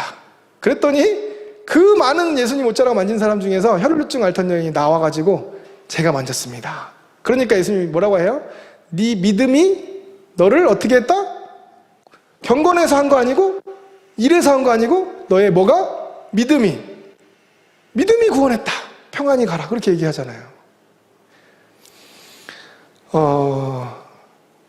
이제 혈루증 앓던 여인 얘기가 나와가지고 제가 말이 나와서 하는 얘기인데 신천지를 비롯한 모든 이단들이 좋아하는 그 낭설 몇 가지가 있어요. 그 중에 한 가지가 뭐냐면 이런 건데 예수님께서 이 땅에 오셨을 때 공생애를 하실 때 예수님도 당시에는 이단 취급을 받았다. 이런 얘기를 이단들이 너무 좋아합니다. 왜냐하면 자기들이 이단이기 때문에. 그런데 사실이 아니에요. 예수님께서 이단 취급을 받은 게 있죠. 그런 어떤 게 있냐면 누구한테 이단 취급을 받았냐면 그때 당시에 종교적인 지도자들, 바리새인들, 사두개인들 이런 사람들한테는 이단 취급을 받았어요. 그런데 이때 당시에 얼마 안 되는 그 사람들은 그렇게 했는데 수많은 대부분의 사람들이 예수님을 이단 취급하지 않고 뭐라고 생각했냐면 메시아라고 생각했습니다. 다시 말하면 구원자라고 생각해요. 그래서 혈루증 앓던 여인도 예수님을 뭐라고 생각했어요? 구원자라고 생각했던 거예요. 그러니까 예수님이 이단이라고 생각하면 혈루병 앓던 여인이 예수님 만지려고 왔겠어요? 오지 않았지. 구원자라고 생각하니까 나왔죠. 만약에 신천지식으로 말하는 게 맞다면 이 시대 이만희가 어떤 취급을 받아야 되냐면 한기총 목사님들, 저는 목사니까 목사들, 교회 목사들 이런 사람들 이단이라고 하는데 막 성도들은 막 예수님께 이만희한테 몰려가가지고 이만희 옷자락에도 만지려고 막 이렇게 하면은 그 말이 맞는데 이만희를 이단 취급하는 게 목사들만 그래요? 온 성도들만 그런 게 아니라 온 성도들과 더불어서 교회 안 다니는 불신자들도 전부 이만희 이단인 거 다 알더라고요. 그러니까 그런 의미에서 예수님은 당시에 이단 취급받지 않았고 인구 비율로 오면 대부분의 사람들로부터 구원자 취급을 이미 받았어요. 그래서 예수님을 구원자로 여겼던 사람들 중에 믿음이 있던 사람들은 나음을 받고 구원을 받았습니다. 이거는 또 여담인데 이게 나온 김에 한 번 더 하면 또 재밌는 얘기가 예수님도 얼굴이 못생겼었다. 그런 얘기를 또 가르쳐요. 교주 있는 이단들이 다 가르치는 얘기입니다. 그 얘기는 왜 가르치는 걸까요? 성경에 예수님 못생겼다는 얘기는 없거든요. 근데 이단들이 그걸 뭘 갖다 가르치냐면 이사야서 말씀 같은 거 갖고 와서 흠 없다, 볼품 없다 뭐 이런 표현을 갖고 뭐 연한 숨 같고 이런 거 있잖아요. 그런 거 갖다가 예수님 못생겼다고 주장을 하는데 성경이 예수님 못생겼다고 한 적이 없는데 왜 그렇게 하냐? 이만희가 못생겨서 그래요. 자기들 생각에. 제 생각에 못생겼다는 게 아니라 자기들이 볼 때 못생겼잖아요. 그래서 아무리 봐도 구원자의 풍채가 안 느껴지잖아요. 그러니까 예수님도 외모는 볼품이 없었다 해놔야 이만희 볼품 없는 게 설명이 돼서 신기하게도 교주가 있는 모든 이단들이 다 좋아하는 말인데 예수님이 잘생겼는지 못생겼는지 성경에 기록이 없지만 당시에 예수님에게 몰려들었던 사람들의 인파를 생각해보면 이 얼굴 눈, 코, 입이 잘생겼고 못생겼고를 떠나서 예수님은 인기가 있었어요. 엄청난 인기가 있어요. 그래서 중풍병자 고칠 때는 하도 사람이 많으니까 지붕을 뚫어서 내려야 될 정도로 사람이 많았잖아요. 들어갈 틈이 없어. 이만희가 여기 앞에 식당 왔다 그러면 온 동네 사람들이 와서 구경합니까? 이만인 거 알면 나가라고 그럴지도 몰라요. 식당 주인이 기분 나빠서.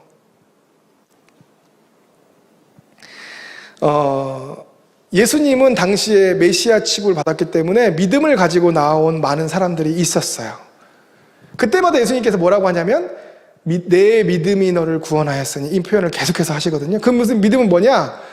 자기 자신이 행한 것이 아무것도 없을지라도 예수님께서 믿는 자에게 의롭다 해주신다는 믿음이에요. 그 믿음이 있으면 그 사람은 구원받는 것입니다. 에베소 2장에, 자, 제가 아까 얘기했듯이 성경에는 이때 당시에도 이단들이 너무너무 많았기 때문에 구원에 대해 설명할 때도 이단들이 설명하는 것과 반대로 설명하려는 의도를 가지고 말씀하신 구절들이 많아요. 대표적으로 이런 구절들이 에베소 2장 말씀입니다.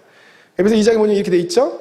너희는 그 은혜에 의하여 믿음으로 말미암아 구원을 받았으니, 뭐 한 군데도 빼놓지 않고 믿음으로 받았다고 하죠. 이것은 너희에게서 난 것이 아니고, 너희에게서 난 것이 아니다. 이게 뭐냐면 내가 노력하고 내가 성경 공부하고 내가 전도해서 한 거 아니고 하나님의 뭐다? 선물이다. 아까 제가 선물 얘기했죠? 구원은 선물이에요. 그런데 선물을 선물같이 안 주고 선물을 주면서도 뭔가를 요구하는 사람들은 제가 사기다 이렇게 얘기했으니까 꼭 기억하시기 바랍니다. 그런데 하나님은 그냥 선물로 줬어요. 그러다 보니까 무슨 얘기가 나오냐? 9절에 행위에서 난 것이 아닌, 이게 무슨 얘기냐? 너가 노력해서 한 거 아니다. 너가 성경 공부해서 한 거 아니다. 너가 전도해서 한 거 아니다. 그러니까 누구든지 뭐 하지 못한다? 자랑하지 못하게. 그 자랑할 수가 없다는 거예요. 근데 신기하게 신천지에서 총등하고 나면 자랑할 거리들이 많이 생겨요.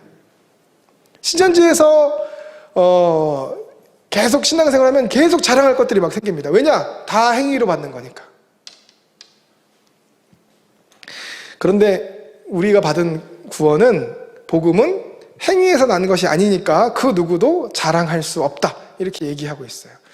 아, 우리는 이 시대가 모르는, 이 시대의 진리를 알아요. 우리는 아무도 모르는 이 시대의 구원자를 안다고 자랑하면 벌써 이 자랑할 것이 없다는 것과 어긋나는 거예요. 예수님은 누구나 알 수 있도록 쉽게 예수 그리스도를 이 땅에 주시고 누구나 구원받을 수 있도록 열어놨어요. 봉인해 놓지 않았어요. 열어놨어. 그러니까 자랑할 수가 없는 거예요. 여러분, 구원에 대해서 얘기할 때마다 성경에는 구원받은 사람의 예가 여럿 나오는데 그 중에 한 명이 누구냐면 십자가에서 구원받은 강도 얘기입니다. 성경에는 오른쪽인지 왼쪽인지를 얘기하지 않고 있는데 편의상 우리가 우편강도 이렇게 보통 부르죠. 근데 성경은 얘기를 안 하니까 제가 우편강도라고 오늘 얘기는 안 할 텐데, 예수님 십자가에 매달리실 때 그 십자가의 형벌은 매우 끔찍한 형벌이었기 때문에, 사형제도였기 때문에 예수님 말고도 흉악 죄를 저지른 범죄자 2명이 같이 십자가를 지고 형벌을 받았어요. 근데 그 중에 한 명은 예수님을 욕했습니다. 야, 네가 구원자면 우리도 구원해봐라. 너 자신도 구원하지 못하는 게 무슨 구원자야, 이렇게 막 비아냥거렸단 말이에요.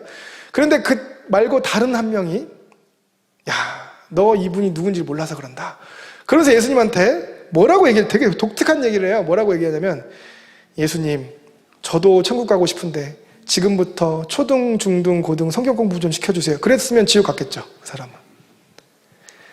근데 그냥 뭐라고 하냐면, 주님, 자기가 내세울 수 있는 게 없는 거예요. 평생 강도짓만 하고 살았는데 하나님 앞에 의로운 게 어디고 한 일이 어디 있어요. 전도를 언제 했을 것이며 성경 공부를 언제 했겠어요. 그러니까 주님께서 천국에 계실 때 저를 기억해 주십시오. 저를 불쌍히 여겨 주십시오. 이렇게 요청을 한 거예요. 그때 예수님께서 십자가 딱 못 박혀 그 사람을 바라보면서, 그래, 너도 천국 가고 싶구나. 그러면 지금부터 성경 공부를 시작한다. 그리고 성경 공부 했나요? 뭐라고 했습니까? 이 친구한테, 내가 오늘 나와 함께 낙원에 있으리라. 이 사람 천국 갔을까요? 지옥 갔을까요? 그럼 이 사람 성경 공부 안 하고 어떻게 천국 갔어요? 이 사람은 행한 것도 없이 어떻게 천국 갔습니까? 이 사람은 나오잖아요. 뭐로? 너희는 그 은혜에 의하여 믿음으로 말미암아 구원을 받았으니 하나님의 선물이라. 십자가 우편강도도 이렇게 받았고, 혈루증 앓던 장이도 이렇게 받았고, 바울도 이렇게 받았고, 모세도 이렇게 받았고, 누구도? 우리도 이렇게 받는 거예요. 그런데 이제 구원론이 엉터리 같은 이단들은 십자가 우편강도 설명을 못 하거든요. 그럼 뭐라고 하냐면 이렇게 얘기하는 거죠. 그 사람은 예수님께서 직접 했으니까 특별 케이스다. 여러분, 모든 구원받는 역사는 다 특별 케이스예요. 일반 케이스로는 지옥 가는 거예요. 우리가 특별 케이스예요. 특별 케이스를 어떻게 받냐? 은혜에 의하여 믿음으로 말미암아 구원받는 선물이 바로 특별 케이스예요.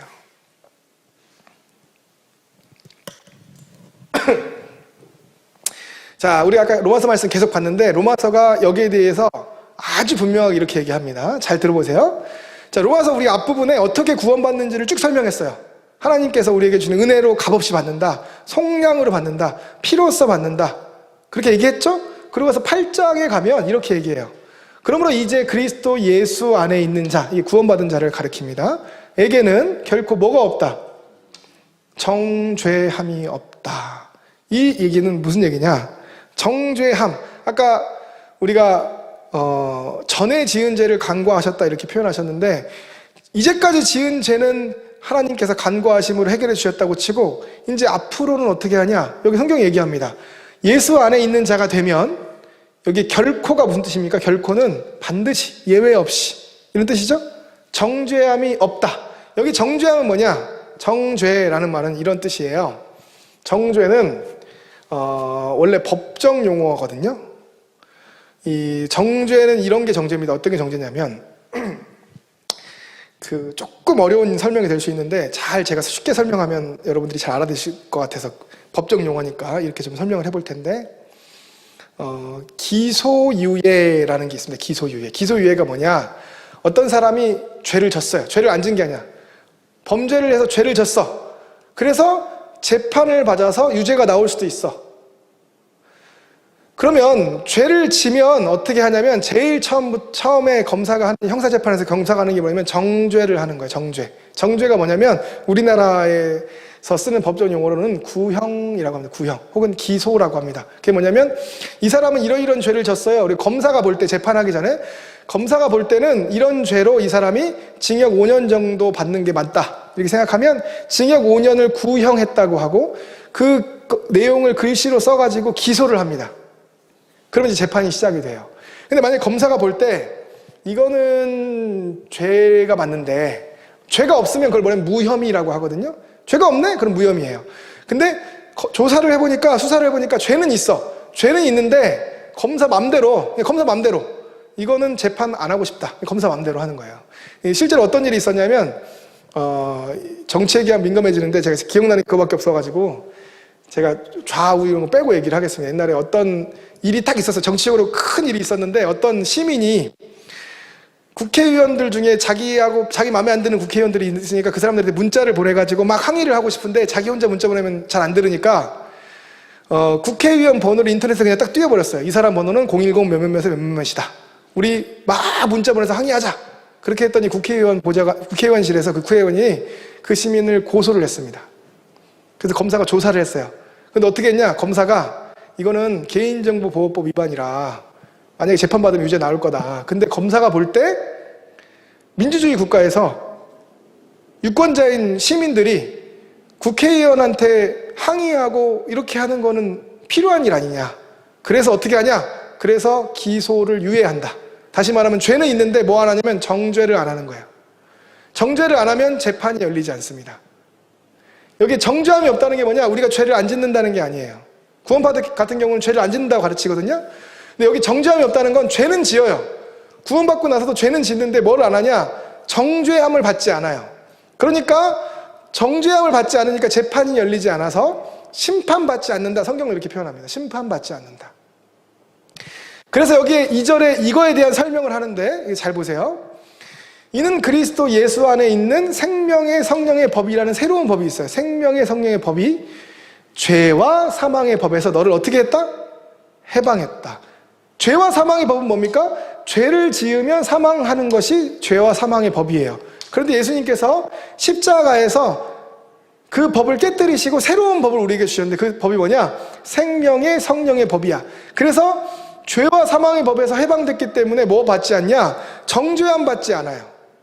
그러니까 구원받은 사람은 죄를 지어도 정죄함 받지 않기 때문에 지옥에 가지 않습니다. 심판받지 않아요. 마치 우리나라에서 형사재판에서 기소되지 않고 구형되지 않고 정죄되지 않으면 재판 자체를 안 받으니까 재판을 안 받는데 처벌을 받을 수 있을까요? 처벌 못 받는 거예요.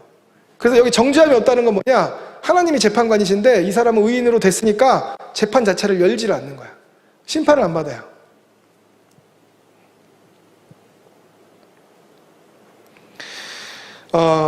이제 마무리를 좀 하려고 합니다. 마무리를 할 텐데 무슨 얘기를 마무리를 하려고 하냐면 성경에 나오는 탕자의 비유, 비유풀이를 해야 되는데 탕자의 비유 이야기로 마무리를 하려고 하는데 참된 복음이 무엇인가에 대해 성경이 복음은 매우 중요한 거기 때문에 여러 군데에 걸쳐서 알기 쉽게 매우 분명하게 반복해서 이야기를 하고 있는데 그 이야기 중에 하나가 누가복음 15장에 나오는 잃어버린 것 3가지에 대한 비유인데 그 마지막 비유가 잃어버린 아들에 대한 비유입니다. 여러분 탕자의 비유 하면 알고 계실 텐데 이런 내용입니다. 어떤 아버지가 아들이 둘이 있었는데 그 아들들 중에 한 명이 아버지 재산을 미리 상속받아가지고 먼 나라로 가게 됩니다. 그런데 그 재산을 다 어떻게 해요? 다 성경 보면 창기와 함께 다 날라먹었다 이렇게 돼 있어요. 그러니까 아주 음란하고 무가치한 일에 재산을 다 날려먹었어요. 그런데 이제 우리는 이 시대에는 좀 생각이 달라질 수 있는데 우리나라도 옛날에 조선시대나 그럴 땐 똑같았거든요. 그 일 자체가 가문에 매우 큰 죄를 저지른 거예요. 왜냐면 그 가문의 유산을 다 없애버렸으니까. 그래서 매우 큰 죄를 지었다고 생각이 되니까 아버지한테 못 돌아와. 그런데 이 아들이 노예가 됐어요. 돈이 다 없으니까. 그런데 노예로 일을 하는데 돼지를 치고 사는데 돼지 먹는 쥐염 열매도 먹을 수가 없었다 이렇게 표현하거든요, 성경이. 근데 사실 쥐염 열매는 돼지가 먹는 게 아니고요. 쥐염 열매는 사람도 먹고 여러 가축들이 다 먹는 열매인데 왜 그럼 쥐염 열매를 얘기를 했냐면 그때 당시에 예수님께서 비유를 들어서 말씀하실 때 이 이야기를 지어낸 이야기죠. 실제로 있었던 얘기는 아니고. 그런데 쥐염 열매가 가장 흔하게 먹을 수 있는 것 중에 하나였어요. 그러니까 쥐염 열매도 없으면 아무것도 못 먹는 거다. 이런 의미로 쥐염 열매가 쓰였거든요. 제가 이스라엘에 직접 먹어봤는데 그렇게 맛있는 건 아니에요. 콩처럼 생겼는데 콩깍지를 까서 우리는 콩을 빼먹잖아요. 근데 콩과 그 콩깍지 안에 사이에 들어있는 그 뭐라 그럴까 이렇게 좀 당분같이 생긴 그걸 먹는 거거든요. 근데 뭐 우리는 맛있는 거 많이 먹으니까 근데 그 당분이 있기 때문에 아주 중요한 영양소 중에 하나였는데 배가 고파서 그것도 못 먹으니까 죽게 생긴 거예요. 그리고 이제 이 사람들은 부정한 것에 대한 규례가 있어서 돼지 그러면 아주 막 부정한 거라고 생각하는데 너무 비참하고 처참하게 사는 것을 짧게 그렇게 표현을 해놓은 거죠. 근데 이 아들이 어떻게 생각하냐면 나는 여기서 굶어 죽는데 우리 아버지 집에 가면 아버지 집에서 노예를 하면 여기서 노예하는 것보다는 덜 배고플 것 같은 거야. 그래서 이제 이렇게 생각을 합니다. 뭐라고 생각하냐면 잘 보세요. 기가 막힌 얘기예요. 내가 일어나 아버지께 가서 이르기를 아버지 내가 하늘과 아버지께 죄를 지었사오니 지금부터는 아버지의 아들이라 일컬음을 감당하지 못하게 있나이다. 나를 품꾼의 하나로 보소서 하리라 하고 이게 무슨 얘기냐면 이 아들이 회개하고 그런 내용이 아니에요. 이 아들이 뭐하고 있냐면 아버지한테 가서 뭐라고 하면 나를 받아줄까 그리고 대본을 미리 준비를 한 거예요.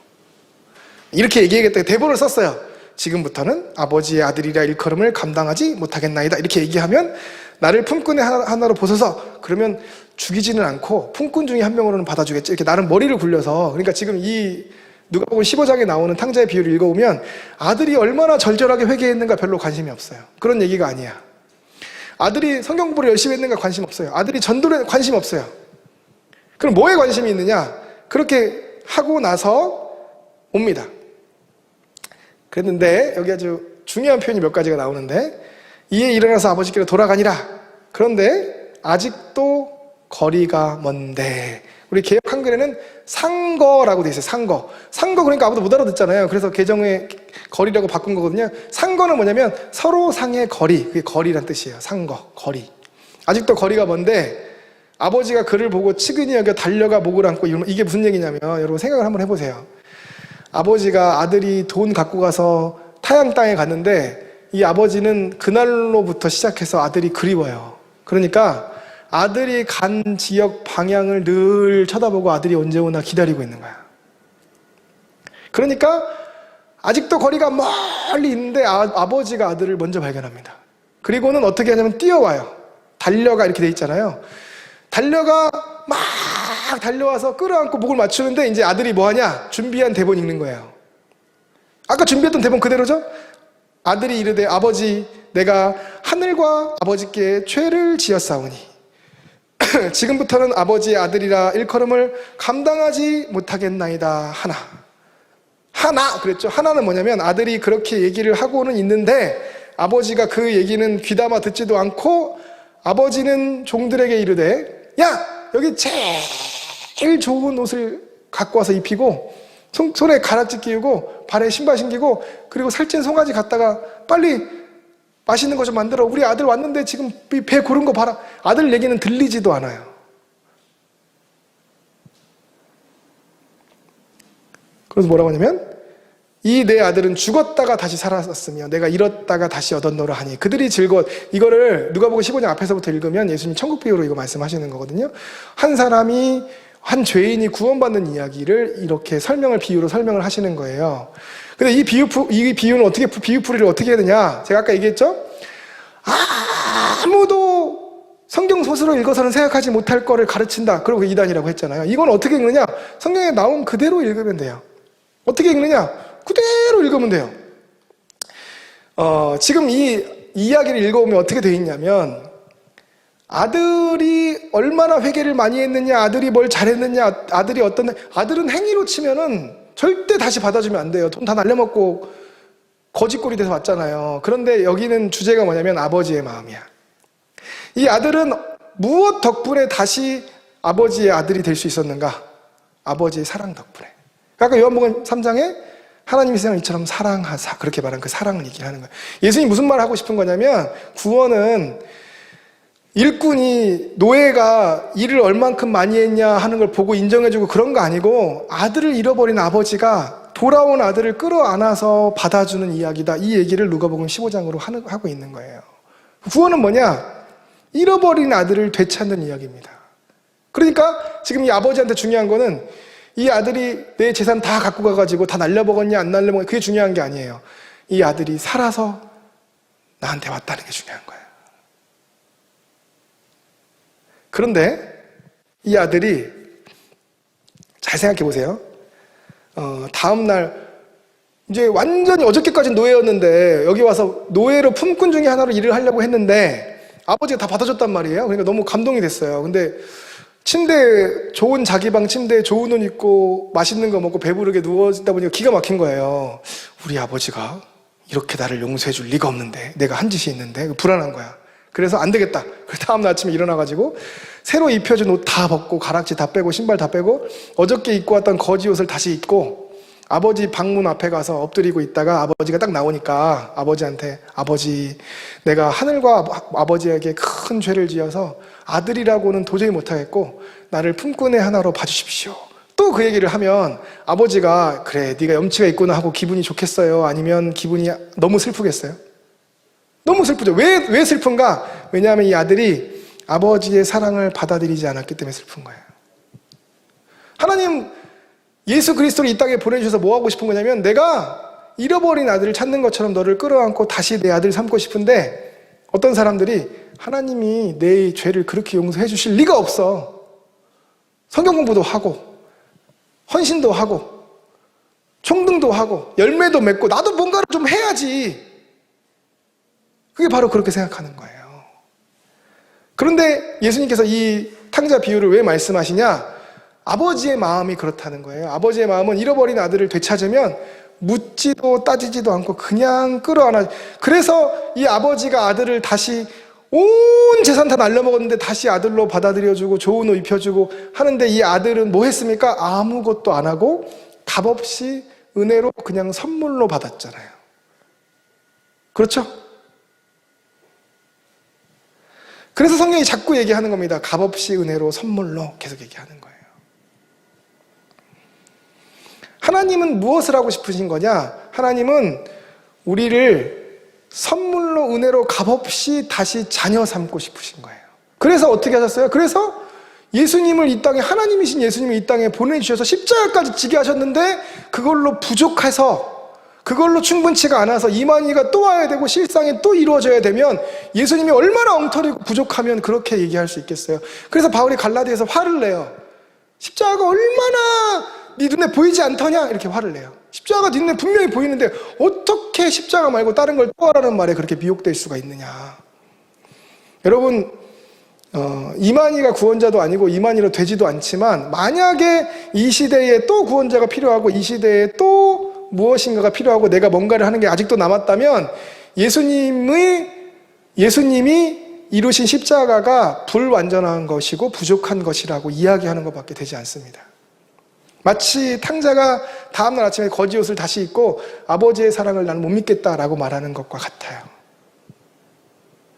요한일서에 하나님은 사랑이시다라고 말하는,데 하나님은 사랑이셔서 우리에게 사랑의 선물을 준비해 놓고 우리가 그저 와서 다시 아들로 우리 품에, 하나님 품에 안기기만을 기다리고 있는 거예요. 그게 성경에서 얘기하고 있는 구원입니다. 오늘 우리가 다른 복음과 참된 복음에 대해서 얘기했는데 이 복음은 성경 공부로, 신천지처럼 신천지 성경 공부는 모르는 사람이 누구나 배우기만 하면 이해가 돼서 넘어가는 거거든요. 그런데 복음은 그렇지가 않아요. 복음은 공부를 해서 지적으로 아는 것을 의미하는 게 아니에요. 다 알아도 안 믿어질 수도 있어요. 왜냐하면 그것은 하나님께서 주신 선물이기 때문에. 그래서 오늘 제가 이야기하는 이 복음에 대한 내용을 듣고 이 얘기를 다 듣고도 믿어지지 않는 분도 있을 수 있어요. 왜냐하면 신약의 성경과 달라가지고 그저 공부한다고 다 알게 되면 끝이 아니거든요. 이거는 하나님과의 관계에 대한 문제이기 때문에. 그래서 우리가 그걸 뭐라고 표현하냐면 기도하다가 하나님의 음성 듣고 그런 게 아니라 예수님께서 우리를 위해서 십자가를 지었다는 것을 내가 개인적으로 믿고 받아들이는 것을 인격적으로 만난다라고 표현하는 거예요. 그래서 그렇기 때문에 혹시 이 강의를 듣고 내가 무슨 얘기인지는 알겠는데 정말 내가 구원받은지 아는 것 같다, 구원받지 못한 것 같다라는 생각이 드시면 상담소에 연락을 주셔서 상담소를 통해서 어떻게 하면 구원받을 수 있는지 도움을 받으시기를 권해드립니다. 왜냐하면 하나님께서 은혜로 값없이 구원받는 길을 다 열어주셨는데 이 땅에 수많은 이단들이 우리를 볼모로 삼고 부려먹기 위해서, 그 신천지 빠진 사람들 너무 불쌍해요. 이제라도 나오신 분들은 너무 다행인데 참 별 의미도 없고 가치도, 이제 곧 이만희 죽으면 지금도 박태선 전도관 남아 있거든요. 그런데 이제 거의 사라졌어요. 지금 뭐 신천지가 승승장구한다 그러는데 잘 모르셔서 하는 말씀이고, 예전에 박태선 전도관이 휩쓸 때는 신천지보다 훨씬 더 휩쓸었어요. 그때는 뭐 사회적으로 영향력도 훨씬 더 셌고, 신앙 쪽에서 공동체 거주를 하니까 물건도 만들어 팔았고, 신앙이 아예 없는 무신자들도 신앙 쪽 물건 많이 샀어요. 그때 뉴스에도 많이 나왔고요. 그런데 그렇게 박태선을 위해서 열심히 하던 사람들 어떻게 했습니까? 다 망했어요.